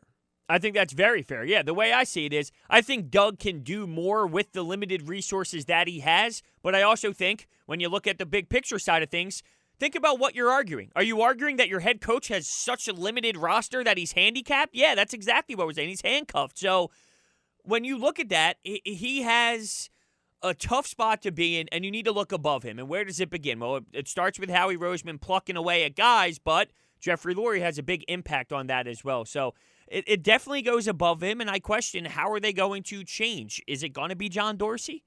Well, that's part of my other question, and that is, people were texting in yesterday about Wentz's contract, right? Well, you know who approved that contract? You think Howie Roseman's signing Carson Wentz that contract without Jeffrey Lurie's approval? Definitely right? not. Right, so at some point, to me, I'm holding off a lot of judgment until I hear from Jeffrey Lurie in his postseason press conference, right? After the season, Jeffrey Lurie speaks to the media. I want to hear what the owner thinks. I want to hear from the owner because, to me, the buck stops with the owner after this year. I want to know what the owner is going to do moving forward. And whatever that is, I want to hear his rationalization for it. If he keeps Doug, I want to know why. If he keeps Howie, I want to know why. If they hire somebody else to do fill-in-the-blank job, I want to know why. I don't want to hear from just Doug and Howie anymore because I feel like at some point the owner needs to step in and say, listen, this is my football team. I know that we did X, Y, Z. This is what we're going to do to rectify it. Because to me, Doug can go out there and go 10-6 next year, but they lose in the first round. People are still going to be freaking out, right? Like you mentioned earlier about the 5-6 in the middle of the year. Well, what if that's exactly what happens next year? What if they go 5-6, win out the rest of the way, and they lose on a missed field goal in the first round of the postseason? I would say Doug should not be back. That's what I would say. But that's part of what Jeffrey Lurie needs to answer. Yeah. I need to know from the owner where he stands on these things. Where does he stand on the quarterback situation? You think Howie Roseman just drafted Jalen Hurts because he felt like it? No, there had to be. Jeffrey Lurie says there's a consensus building, right? There's a collaboration in the organization. What's going on with the quarterback situation, Jeff? What do you think of this Carson Wentz, Jalen Hurts situation? Jeff, your head coach, rough year. He might answer those questions, but it'll be speak. It'll just be owner speak where he gives you that nonchalant. I don't think he's just going to openly tell you everything. He's going to hide it as much as possible. But he's been pretty open about things in the past. Like he's been very upfront about when they. This is different though. I feel this is another level of intensity. Why is that? I mean, this is probably one of the biggest franchise-changing moments that they've had in a long time. We keep bringing up Chip Kelly and moving on from him. That doesn't even relate. That was inevitable. That was obvious that they were going to do. We saw that coming. This is no one knows. No one knows. Are they going to move on from Howie? They're going to move on from the coach. What about Jim Schwartz? What about the offensive coordinators? What about the quarterback? What are you going to do with the salary cap? This is that times 10 billion. So I don't know if you're going to get the same version of Jeffrey Lurie that we've seen in the past. I do want to get your thoughts on this, though, because I thought it was an interesting question you brought up. If Doug Peterson is 4-6 and they win out, they make the playoffs, they squeak in last week of the season, lose in the first playoff game because of a missed field goal, would you bring Doug Peterson back for another year? Because big picture, you made the playoffs, what would it have been? Would it have been 4 times? 4 out of 5 years. But we put context in there, bad division, this and that. I would say that this is not sustainable. You're 4-6 after 10, you rally, like all of that emotions and physical pain that you put on yourself to go win those last four games. Maybe that's one of the reasons why you keep falling in that first game, because it takes so much out of you to get there. I would not be okay with that. That would be, Doug, thank you for your time. I am moving on. To me, personally, I would say not good enough, because this is what you've done now for three big-time most recent years. You do not satisfy us, and then you rally, woohoo. Well, guess what? It's not how this works. So I wouldn't be okay with it. I would be okay with it for one reason. I want to know why you were 4-6. Like, was there a major injury? Was there somebody suspended? Did you start Carson Wentz and he played horrible again for 3 weeks, and then you benched him? And then Hurts stepped in and did well. Okay, that one, I feel, That's what I'm we saying. would need some context. I would need a little context. But what if it happened and then you lost that game, and then the following year, you're 5-7, you rally, you make the playoffs again, but you lose? Like, at what point is this not good enough? At what point are you hitting a wall? Right. At what point have you gotten enough squeeze out of the lemon? Right. At what point, if you're someone who is if you go to the bar, right, and you sit there and you see the guy trying to get every little ounce out of the tap, you're like, bro, I don't want that anymore. Like, I don't need the extra froth. I don't need the extra foam coming out of the bar tap. Have you been through that before? I've seen that. It feels like you're speaking from experience, I've John. seen that. Okay. And I've recommended people move on. All Let's right. just say that. So that's what you would do with Doug Peterson then? Yeah. At that point. If I feel like I've gotten everything I can out of Doug Peterson, I would move on. I just don't think we have yet, as of right now. I can agree with you on that. I definitely can. I can absolutely agree with you. And I think when you look at this, what would satisfy you? What if it's Howie, Doug, and Jim back next year? Is that all right with you? I need a little more information. You know what I mean? I need to know, is it the same exact situation? Same exact situation. Or is there some changes around those guys? Because to me, if there's some changes around those guys, maybe a little front office reshuffle, right? Or a Doug Peterson coaching staff reshuffle, then I'm okay with it. But if it's literally everybody's the same, coming back, let's go, let's run it back, I'm out. All right, I got some hypotheticals for you. I'm looking forward to that. Now, back to the Sports Bash on 97.3 ESPN. Josh Hennig filling in for Mike Gill, along with Hunter Brody here on 97.3 ESPN. Of course, football at 4. Andrew Dicecco, powered by the Inside Verse podcast, coming up at 4 o'clock here on 97.3 ESPN. Tonight, it's the Goodyear Cotton Bowl, Florida, Oklahoma. One of the bets I gave you this week was to take the over on the Florida-Oklahoma game. Well, let me tell you about another bet you can get on, because here in New Jersey and Pennsylvania, with college football on New Year's Day, there's an exclusive 25-1 odds boost only on FanDuel Sportsbook. That's right. You heard it right. FanDuel Sportsbook is giving you, a new user, the exclusive 25-1 odds boost on two of the biggest college football games of the year. That means whether you pick Alabama or Notre Dame, Clemson, or Ohio State to win, you can bet just $5 and win up to $125. There's a reason why FanDuel is America's #1 sports book. Aside from the fact that the app is easy to use, you also have same-game parlays. You can bet on multiple things in one game to get the biggest bang for your buck. And unlike other sports books, once you win, FanDuel gets you your cash in as little as 24 hours. And right now, you can download the FanDuel Sportsbook app and use my promo code Hennig. Take advantage of the exclusive 25-1 college football odds boost. And I say bet Alabama because I think they're going to crush Notre Dame. So take Alabama, take $5 and turn to $125 right now with FanDuel Sportsbook with the promo code HENNIG only at FanDuel Sportsbook.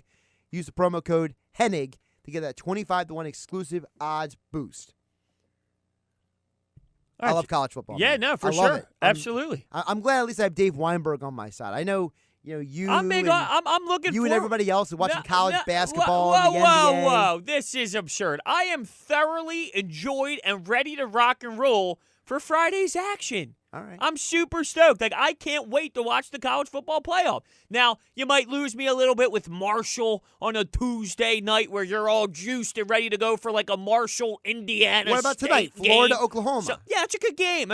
That's a great game. I feel a little better. Where I disconnect from you is you're watching Ball State play somebody. And like Ball State versus San Jose State. Yeah, okay, well, San Jose State's intriguing this year because it's fun. What are they? But look, I have them on. I'm a fan of it, but I'm not as intense as you are with some of these college football programs. But here's what I want to do. I want to throw a couple little how-do-you-do's at you. A couple scenarios. You're either going to hit it with a check mark as if you'd be satisfied with it or no check mark in the box. All right. So I'm going to leave Jim Schwartz out of this because I think with the defensive coordinator, that's far on the list. So if Howie Roseman returns, Doug Peterson returns, but you have a new quarterbacks coach and an offensive coordinator, you are satisfied or unsatisfied? Do you check the box?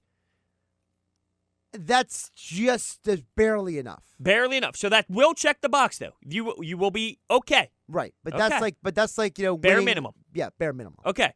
So what if Howie Roseman returns, but Doug Peterson is fired? I'm nervous. Nervous. Would you like that over the other? No, Okay, so do I check this box? no, Do not check the box. because here's the problem with that. I don't know who you're hiring to replace him. I'm a big believer in if you are going to move on from a coach, you better be 100% sure that coach isn't going to work. I do think for an offensive-minded coach, while it's not the easiest thing in the world, it's not absurd to think that they could find a good offensive-minded coach in today's Yeah, well, era the of problem football. is that you interviewed Ben McAdoo and Adam Gase Well, when you they hired Doug Peterson. And they won. They've had good. Maybe they lucked into it with Andy Reid, this and that. You can make They lucked that into argument. They lucked into it. You can make that argument, but you do look at them, and they ended up having Andy Reid and Doug Peterson over the last 3 coaching hires. So, Because to me, getting rid of Doug Peterson and Howie bringing in the next head coach, I don't know what that happens. Right. I have no idea. That's fair. Okay, so how about this scenario? New GM Doug Peterson stays. I'm checkbox. Is that preferred? It's preferred to the other option you gave me because I'm not a Howie Roseman hater, but I would like to see if another front office person could change up this roster. Maybe not financially, but maybe see who somebody else could do. Now, what if Howie this stays along the line of what I just mentioned. Howie stays, but John Dorsey has more player evaluation stuff. Checkbox. Okay, so is that preferred? That's preferred Andy Weidel. I have a lot of questions about this Andy Weidel. You're big on situation. that. You're big on that. I don't think people talk about enough that he's the head of player personnel. He's the guy telling Howie who they should or shouldn't take. He's the top advisor. I would think that John Dorsey would be a better top advisor to Howie Roseman than Andy Weidel at this point. What if the only change was Jim Schwartz? I'm out. Yeah, I'm very disappointed if that's the case. Literally, people act like there's all these better defensive coordinators in the league. Do you watch football? You know how much garbage there is in the NFL defensively? Do you watch the Texans and Detroit? I mean, come on, man. Yeah, that doesn't mean that Jim Schwartz is perfect because we all understand that he's not. Not perfect, but trust me, there's not a lot of better options out there. You can win with Jim Schwartz. I guarantee you can win with Jim Schwartz. You're not top 5 in the NFL in sacks, quarterback pressures, and quarterback hits by accident. With this roster. Yeah, with this roster. Exactly.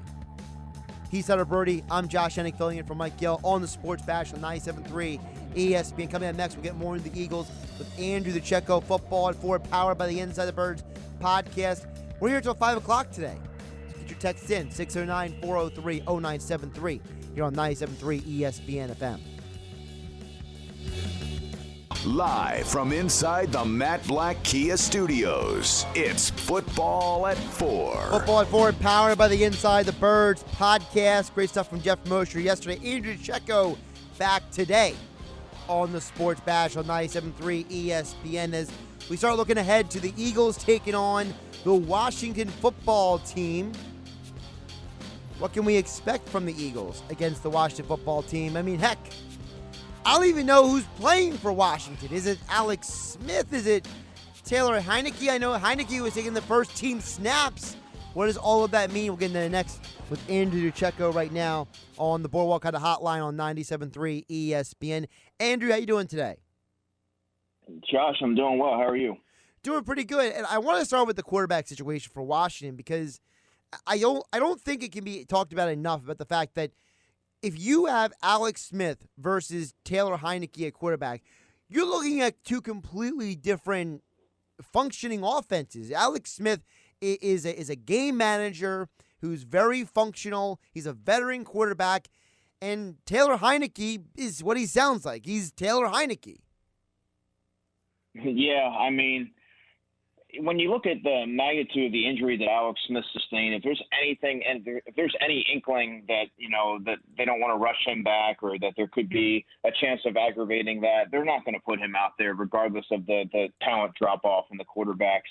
I mean, I think it's going to be Taylor Heineke, and I think they're just going to roll with that and hope that their defensive line can get home a few times and kind of make it a game.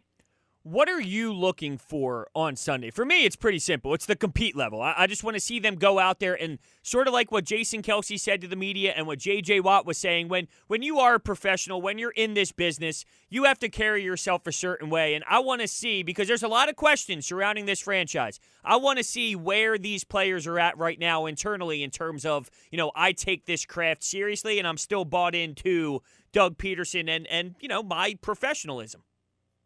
I'm actually looking forward to this game because this is where you really get to see the players that have fully bought in and some that may have checked out. And that's where you figure out who you want to be a part of the Philadlphia Eagles if you're the coaching staff and you're evaluating, and who you don't want in that locker room. And like you said, this is a profession. This is their jobs. You want to go out there and give 100% regardless of that draft stuff out the window. I mean, you have to go out there and they're going to play competitive.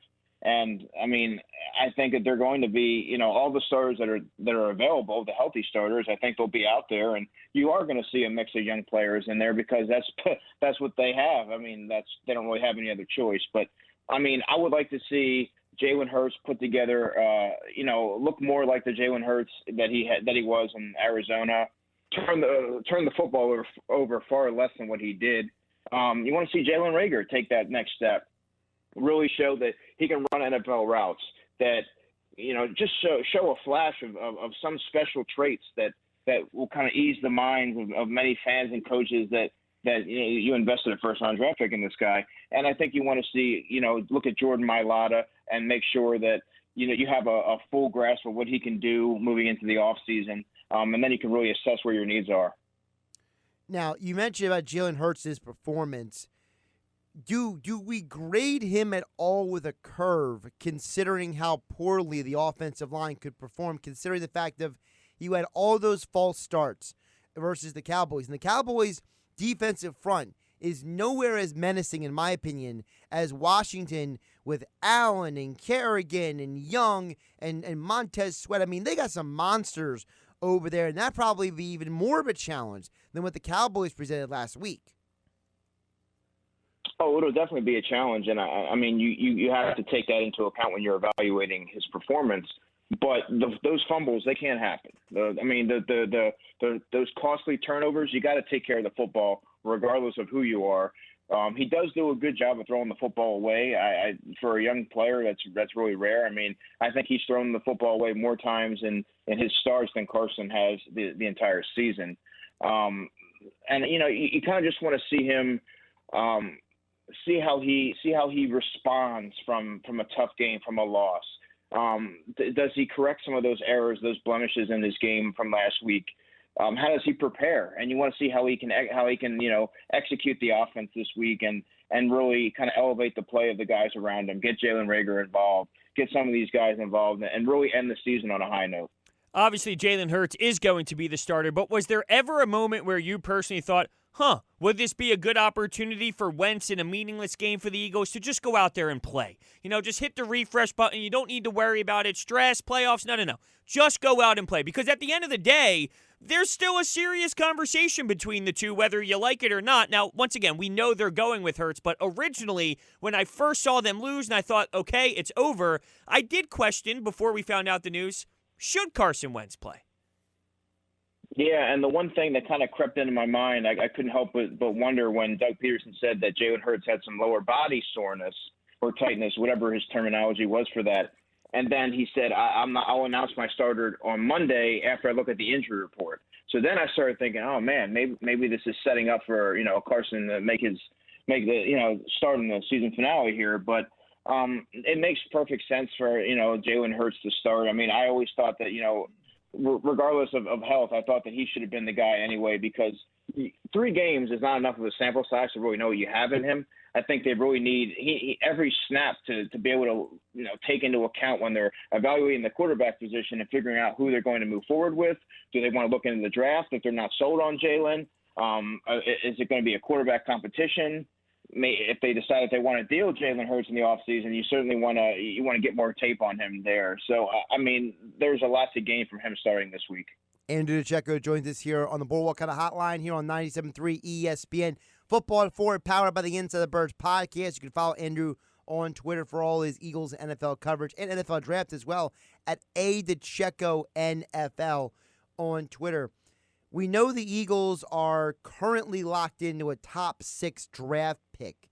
How do you feel about the people who say that the team should lose this game because they can get a better draft pick? Do you feel like those people are a little out of touch, or do you think there's anything to that? Well, I mean, that's the fans will tell you that. Fans will say, I hope that they lose. I hope that they start. I mean, I saw countless tweets this week starting Nate Sudfeld. I mean, come on, guys. I mean, you have to look at the big picture here. You have to look at the big picture, right? I mean, you got to get Jalen his start, and guys aren't going to just roll over. I mean, at least you hope not, because then you really tell the kind of character that you have in that locker room. This is a profession, and guys take pride in that, and they're going to go out there and they're going to try and win that football game. They're still going to have a top draft pick in the top 10, and they're still going to get a blue chip player. It's just, regardless of what happens, I think they're going to go out there and give it their all. And I mean, that's what you can hope for if you're the coaching staff. Some interesting news came out today. The 21-day practice window was open for Davion Taylor and Brandon Brooks. What does that mean to you, and what do you think that means for the organization? Well, it doesn't make much sense on the Brandon Brooks front because, well, one, it doesn't necessarily even mean that he's going to play this week. But two, even if he was ready to play this week, why would you want to throw him out there with kind of like a battered and broken offensive line? He's coming off a serious injury. Why risk potentially aggravating that and then having another setback for a meaningless game? As far as Davion Taylor, I thought that was pretty interesting because he really needs all the snaps that he can get because he's going into his first offseason having barely played at all, and they really don't know what they have in him yet. So, and he's going to be a guy that if he is ready to roll for a Sunday, he's going to get the lion's share of the snaps, I would think, at the linebacker spot because they really need to assess what he does well and what they need to work on, what he needs to work on in the offseason. Is there a player that you want to see on Sunday, not named Jalen Hurts, that you're saying, I need to see fill in the blank from this guy to be confident in him moving forward for the Eagles? I think you want to see Alex Singleton, continue to have that strong play. You want to see how he holds up, prove that he's not, it's not just a flash in the pan, that he can be, and he's an NFL starting caliber linebacker. And the Eagles really need to know that because, T.J. Edwards is not a starting linebacker in the NFL. He's a rotational player, a rundown linebacker. But if you have something there in Singleton, you can kind of narrow it down to know that you have to get one other linebacker in the offseason. But you really he needs to show that, he can, and we know he can defend the run, but how is he going to be in pass coverage? Can he hold up against the tight ends and kind of, roam sideline to sideline, be that, 3-down linebacker that the team really needs. It's a shame about Josh Sweat. I would have liked to have seen him play a bunch of snaps, even more snaps than he would have normally played, because I really do think there's a lot of potential there with him. But unfortunately, he's out for the season. Jordan Mailata's a guy that I'll be watching again. That's a strong defensive line. You can make an argument it's the best defensive line in football. So you kind of want to see how he does there. Secondary, man, that's kind of a mess. I would like to see Kayvon Wallace and see what Kayvon Wallace can do. He really hasn't had an opportunity to show what he could do. Only played 19 snaps last week. Got out-snapped significantly by Graylin Arnold, which was puzzling, and also Marcus Epps. So those are a few guys that I'll be looking at. One name that stood out to me when Josh was asking that question was Quez Watkins, and I want to get your thoughts on what do you think his ceiling can be when he's at his best, what he can grow into. What type of role do you think that is? I think Quez Watkins can be a third option. I think he can be. He's already looks more explosive than Jalen Reagor. I mean, I did not expect Quez Watkins to kind of adapt to the NFL that quickly, especially with no offseason as a 6th-round pick, but. I think that he can be that Deshaun Jackson type deep threat for the team, and I think his role is going to continue to grow. I mean, he's still learning the different, how to run NFL routes, and there's still weight that he can add to his frame, and I think that he can be a prominent piece. It's just he needs the time to develop in the off season, but you have to be encouraged with what you've seen from him. I think that he can be a third option though, to answer your question. I want to touch on something you said about Josh Sweat. So I'm very intrigued in his skill set, but I just wonder, is he a player where limited snaps makes his impact bigger? Like if he was to get all the snaps in the world, would you feel the same way as, a guy who is in the rotation and because he comes in spurts, it's more effective and it has more of that impact? I'm glad you mentioned that because when I see Josh Sweat, I equate him to a player. You guys may remember Jaquay Parker or Jaquay Thomas. He switched his name around, but he was with the Eagles, and he was an undersized pass rusher. But when they inserted him in the lineup, he really got after the quarterback, and he was always fresh. He was a little bit undersized, not quite the size of Josh Sweat, but he was smaller. But when they made him a starter, he really lost his burst, and he kind of wore down, and he didn't have that explosiveness off the edge. And I think with Josh Sweat, it's more so the injury history that he has, like dating back to high school, some serious injuries that will kind of limit his ceiling a little bit as far as being an every down player.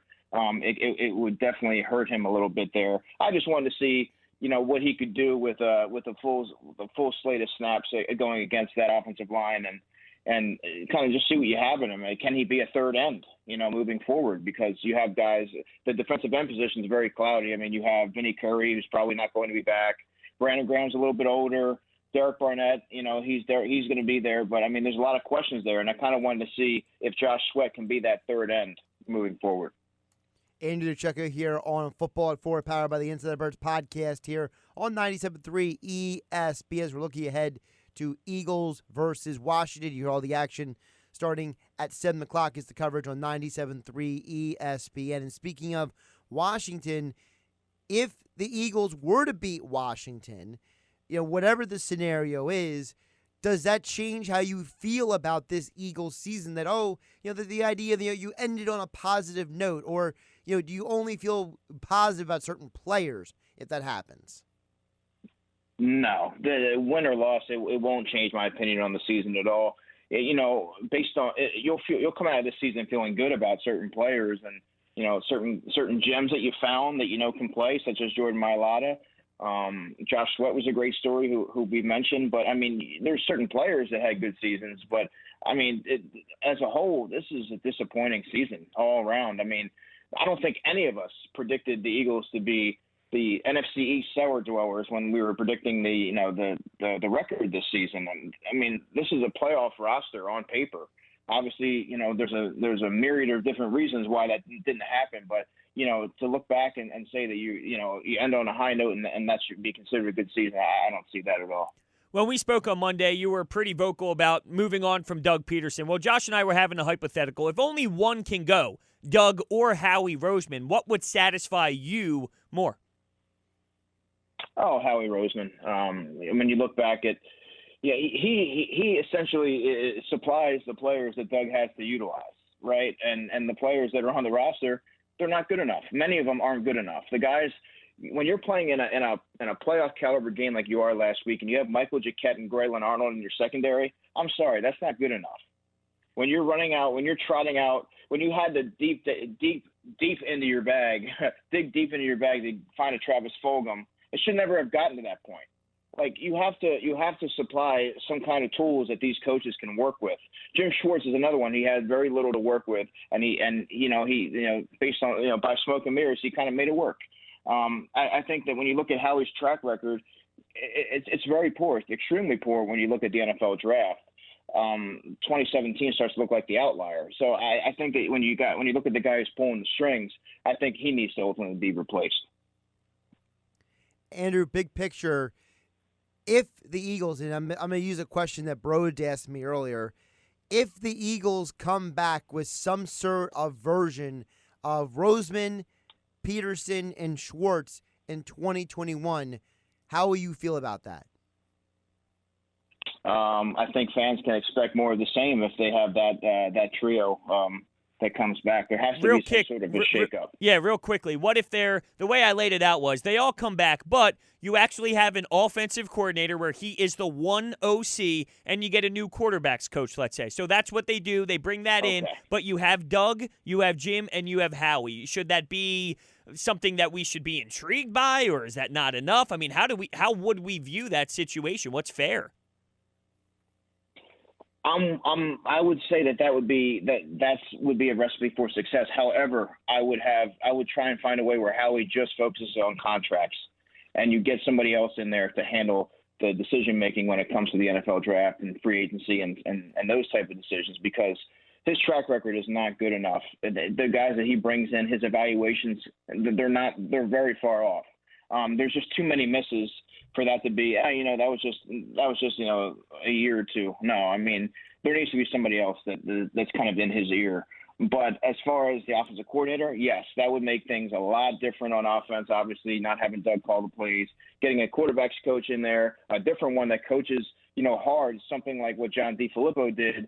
I think that's what they need. And if you bring Doug back, I think that him not calling plays will kind of alleviate some of the offensive struggles, and I think that Jim Schwartz, you and I talk about this, Hunter. I think Jim Schwartz has done fairly well with what he's had to work with. He's a good defensive coordinator, and you'd be surprised about what he can do when he has the players around him that he can utilize. So I think that would be that's an interesting pairing.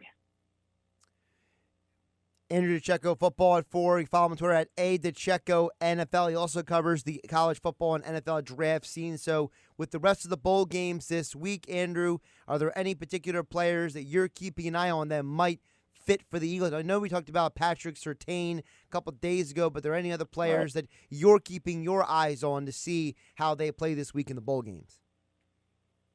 Yeah, man. Look no further than tonight. The Florida Gators, they have a wide receiver named Kadarius Toney. 984 yards and 10 touchdowns this season. Explosive weapon. The Eagles may need some help at wide receiver. They do need help at wide receiver, but I don't know that they can go in the top 10 after they just spent a second on Arcega-Whiteside and a first on Jalen Reagor last year. But he's a guy, and also Ventrell Miller, the linebacker, 86 tackles, 3.5 sacks. He's very active. He flows sideline to sideline, and he's the type of linebacker that is what the Eagles need. Those are just a couple guys right there. Yeah, you can't be mentioning the SEC. You got to look at the Pac-12 receivers and the Big 12 receivers. You can't go SEC on us. You know they don't look that way. They have to consider Kadarius Toney, man. He's an absolute monster. If my memory recalls, I think the last time the Eagles drafted an SEC wide receiver was Reggie Brown from Georgia. So ouch, yeah, back in 2005. Yeah, so I think that's the last time they drafted SEC receiver, just to follow up what Bro just said. He's Andrew. Wow, yeah. Andrew Dicecco, Football at 4, powered by the Inside the Birds podcast. We know he'll be watching all the bowl games this week. The Cotton Bowl tonight, Florida versus Oklahoma. Coverage begins at 7 o'clock on 97.3 ESPN. At @Dicecco NFL on Twitter. And as all guests, he appeared on the Boardwalk Honda Hotline. Andrew, always appreciate the time. Happy New Year. And I hope that you enjoy your winnings from our fantasy football league. My pleasure, guys. Happy New Year.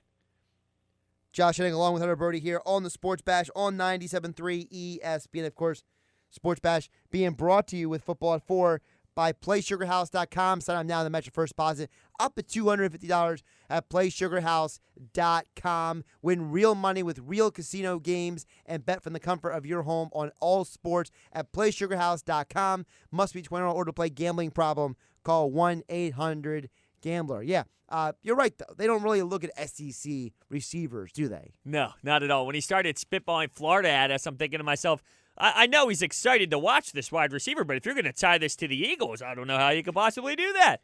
Yeah, well, the other problem is for the games this week is that a texter did bring this up.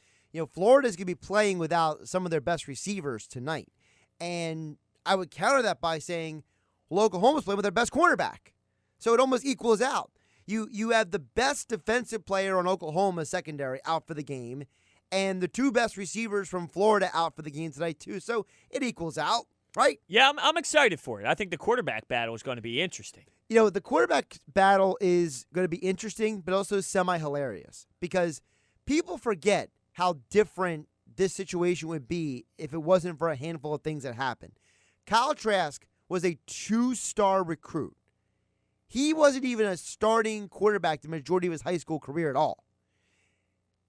He was the backup for Derek King. It was at Miami, right? And he's going against Spencer Rattler in Oklahoma.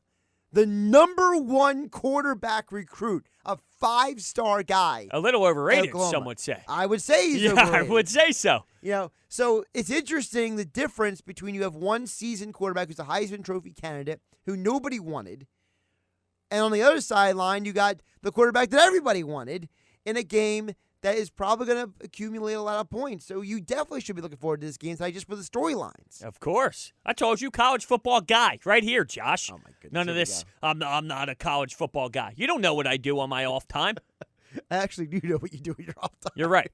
I watch sports. College football. There you go. Also, don't forget, tomorrow on 97.3 ESPN, we have the Liberty Bowl starting at 4 o'clock, West Virginia versus Army. That's going to be a low-scoring game. I'm sure Gil is just thrilled to sit there and watch Army's offense try and pick apart this West Virginia defense. Well, the problem is both triple option. Both defenses are actually very good this year. For sure. So I don't expect a lot of points to be scored. I think Gil might be actually a little happier with Army being in there than maybe the previous participants. It's just never a entertaining game with that offense, I feel. It's just over and over and over again. They're running this triple option. For me personally, and I know when you have an emotional tie. That's why you like Florida, Oklahoma tonight. Right, exactly. Spread them out, sling it. That's college football. The triple option, it's like, can we do something else? Well, the weird thing with Army this year is they were trying to do something else at times, and you were confused because you were like, why is Army throwing the ball? Like, they actually threw the ball this year, and they were successful at it, and you were like, when did Army start throwing the ball? But it's so weird to watch this year. And, of course, then New Year's Day, you got the semifinals. Alabama versus Notre Dame, and then Clemson versus Ohio State. You got a favorite in those matchups? I can't wait to see Alabama just blow the doors off. Me too. Yeah, I just wonder what Ohio State team are we going to get, because what they showed against Northwestern, I think that there's some frustration involved in themselves that's how it played out. Now, I don't think they have enough firepower to beat Clemson, but I just wonder, what are they going to look like? Will they look like what they did? Is Justin Fields going to look like that again? Or are you going to see a better version that puts up a fight? What's interesting also is that Clemson will be without their offense coordinator. He has COVID. So he's not allowed to attend. He's not allowed to be in the building. He's not allowed to be near the players. Nothing. So does that change anything? I don't know. I don't know how much of an impact an offensive coordinator is going to have or not have on a game like this. I'm very curious to see. Does Trevor Lawrence look any different? Does the offense function a little different? Do they call different plays? Maybe a little bit. I want to see what happens because everyone believes Trevor Lawrence is the number one overall pick. But what does he do without the OC? I think it matters on who. For it being Clemson and for it being Trevor Lawrence, who's been here for a couple years, he's been operating under this offense, I don't think it'll have that much of an impact. On another team with maybe a freshman quarterback who isn't Trevor Lawrence, I feel that the impact would be felt more. So I think because this is happening to Clemson, a team that has this stud quarterback and these great players, it might not matter too much. But if it was a different team, if it's West Virginia's offensive coordinator or somebody else on another team that's different than a team like Clemson, I think they would feel the hurt, or they would feel the the missing of the offensive coordinator, it would hurt more in other situations. Now, back to the Sports Bash on 97.3 ESPN. Josh Hennig filling in for Mike Yell. 2 days from 2021. We're wrapping it up right here on 97.3 ESPN. Let's get some of these questions here. We got Joey D just flinging stuff at us over here. He has a 2-part question, one for you and one for me. He says, Josh, do you think Tobias Harris becomes the official third piece with Ben and Joel? I'll answer that and say, well, if he doesn't, then you got a lot of problems. Well, I think by default, he's your number 3 piece. It just depends on if his play is good enough to be the number 3 piece. You paid him to be the number 3 piece. You paid him to be more than that. Well, come on. I don't want to get into that I argument. know. I'm with you. Rudy Gobert's making $25 more million than Tobias Harris is. Come on. Yeah, but the Tobias contract is still just pitiful at the end of the day. Yeah, well, a lot of guys' contracts are pitiful. Okay, let's remember that. Everyone's overpaid in the NBA at the end of the day. But look, you have Tobias here because you believe he's the third piece. So if he's not the third piece, you got a huge, huge problem. And then Joey D's question for you, Broads. Broads, do you think the Flyers have enough offense now that they finally found their goaltender? What? We got a little hockey action. I'm blown away. Joey D and Ventnor. Joey D, thank you for bringing up the Fly guys to finish off 2020 here. I'm shocked. I'll be honest with you. When he started reading that off, I didn't know which direction it was going to go in, but I'm thrilled. So I'll be honest. I was so excited once I heard Flyers that I even forgot the question. Hit me with it again. He wants to know, do the Flyers have enough offense now that they finally found their goaltender? I hate my answer. I don't think they do. I don't think they do yet. I still think they're going to be super exciting. I don't know what to expect out of Nolan Patrick. I mean, that's a big player for this team. I don't know what to expect from Oscar Lindblom. That's also a big piece to the puzzle, and he's overcoming great adversity and tremendous story. But there's a lot to come back from. And last year, they didn't have that goal scorer come up in the playoffs. Travis Konechny was a quiet piece. I look at this team, and I still think they lack something offensively, and I hate to even add this in the mix. Not only do they lack that offensive piece they're still looking for, they lost a lot on defense. Like, I am worried about what they're going to have defensively.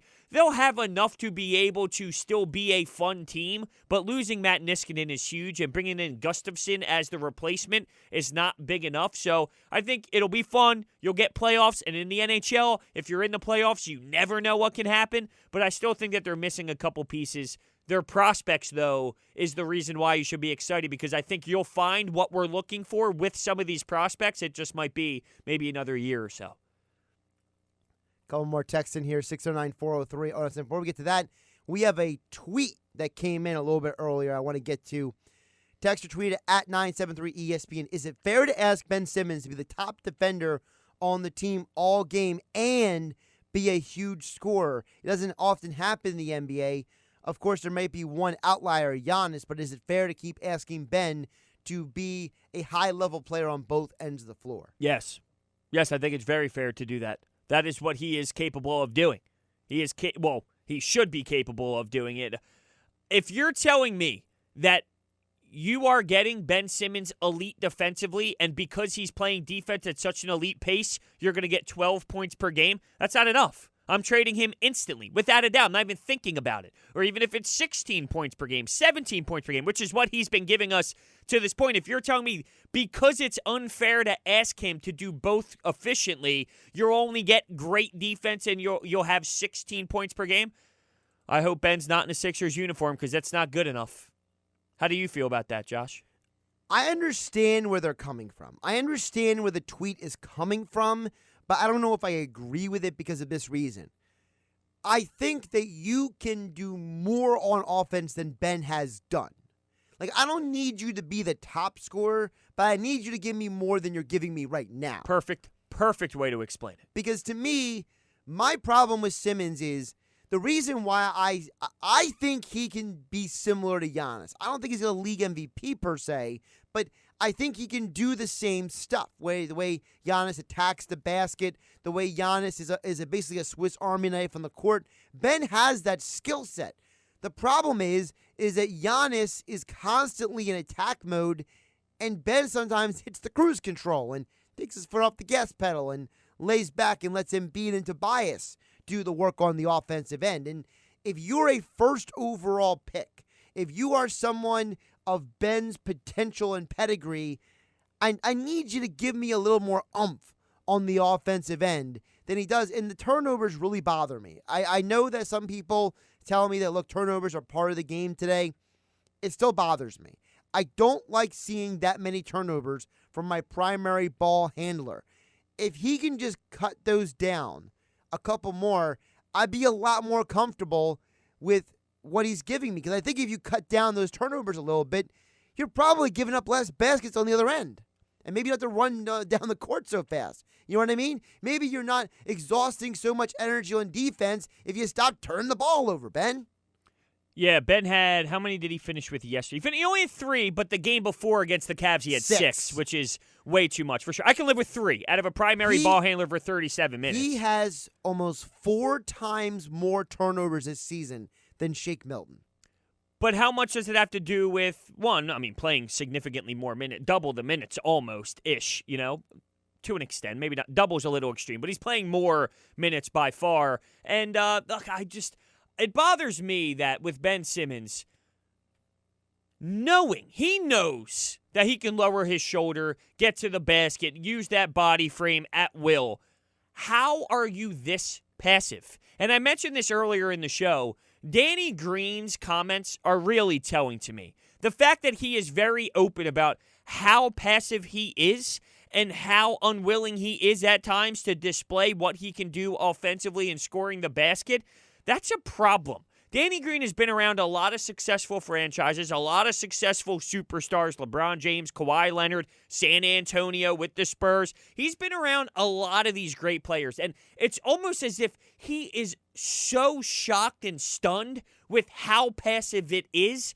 And not that that's breaking news to us, we know, but hearing it from someone who's been around and been involved and been in film rooms and film study and with coaches and with players, it almost intensifies how brutal it really is. Him saying that is just, it's making me more aware as the time goes on. And I relate it to when Brett Brown said the guy has to shoot, and he didn't. And now we're hearing from his teammates. Joel Embiid has said it for years, right? He's got to shoot more. And we were so excited to hear Joel say it, and nothing happened after that. So, you know, at what point is it this is what he is? And I said, when you say it after 2 years, I can't justify that. Now we're getting farther and farther along in the timeline, and I think it's reasonable to open up the question. 609-403-0973 in the PlaySugarHouse.com. Text for Tito in EHT says, 1, do you think Carson Wentz should start next year? Number 2, should the Eagles go after Allen Robinson?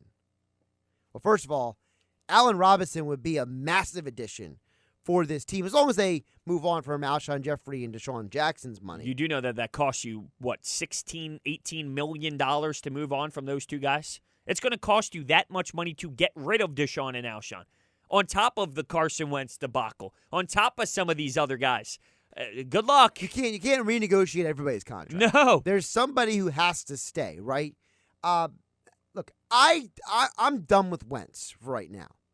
I don't want to hear about Wentz until May, basically. Do I think Wentz should start next year? No. I think we should have a quarterback competition going the next year. I don't know how you're going to get away from Carson Wentz until May. I promise you, I Josh. won't be able to. Yeah, I'm just going to say, when you said I don't want to hear it till May, I said, good luck. You're going to hear it tomorrow. You're going to hear it the next day. I'm going to hear it on in Sunday. my sleep. Yeah, you're going to hear it nonstop because that's how big this really is. Right now, you're right, though. I get what you're saying. I don't want to hear it right now because the game on Sunday, there's so much time until you figure it out.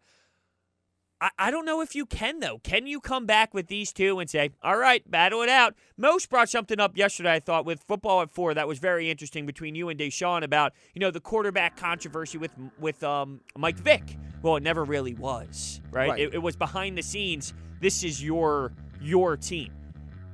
Will we see something like that happen here? Where Carson, this is your team. We'll say it's a quarterback competition. This is your team. Take it. And we'll see what happens there. I don't know. I'm just throwing out ideas. Based off Tito's from EHT's text, and we thank you for texting in, I think one of two scenarios could happen. Only one of two. You renegotiate Wentz's contract and you move on from him, but you're stuck with Deshaun and Alshon. Or the flip side, you're stuck with Wentz but you can move on from Alshon and or Deshaun. You can only have one of those two. I'm just saying, because the money, there's only so many ways you can shuffle the money around. Good luck, Howie. You're right. We're counting on you. He's Hunter Brody, at Broads81 on Twitter. I'm at Josh Hennig on Twitter. Thanks for listening to the Sports Bash on 97.3 ESPN. If you want to hear from us again, Happy New Year. Take care of yourselves.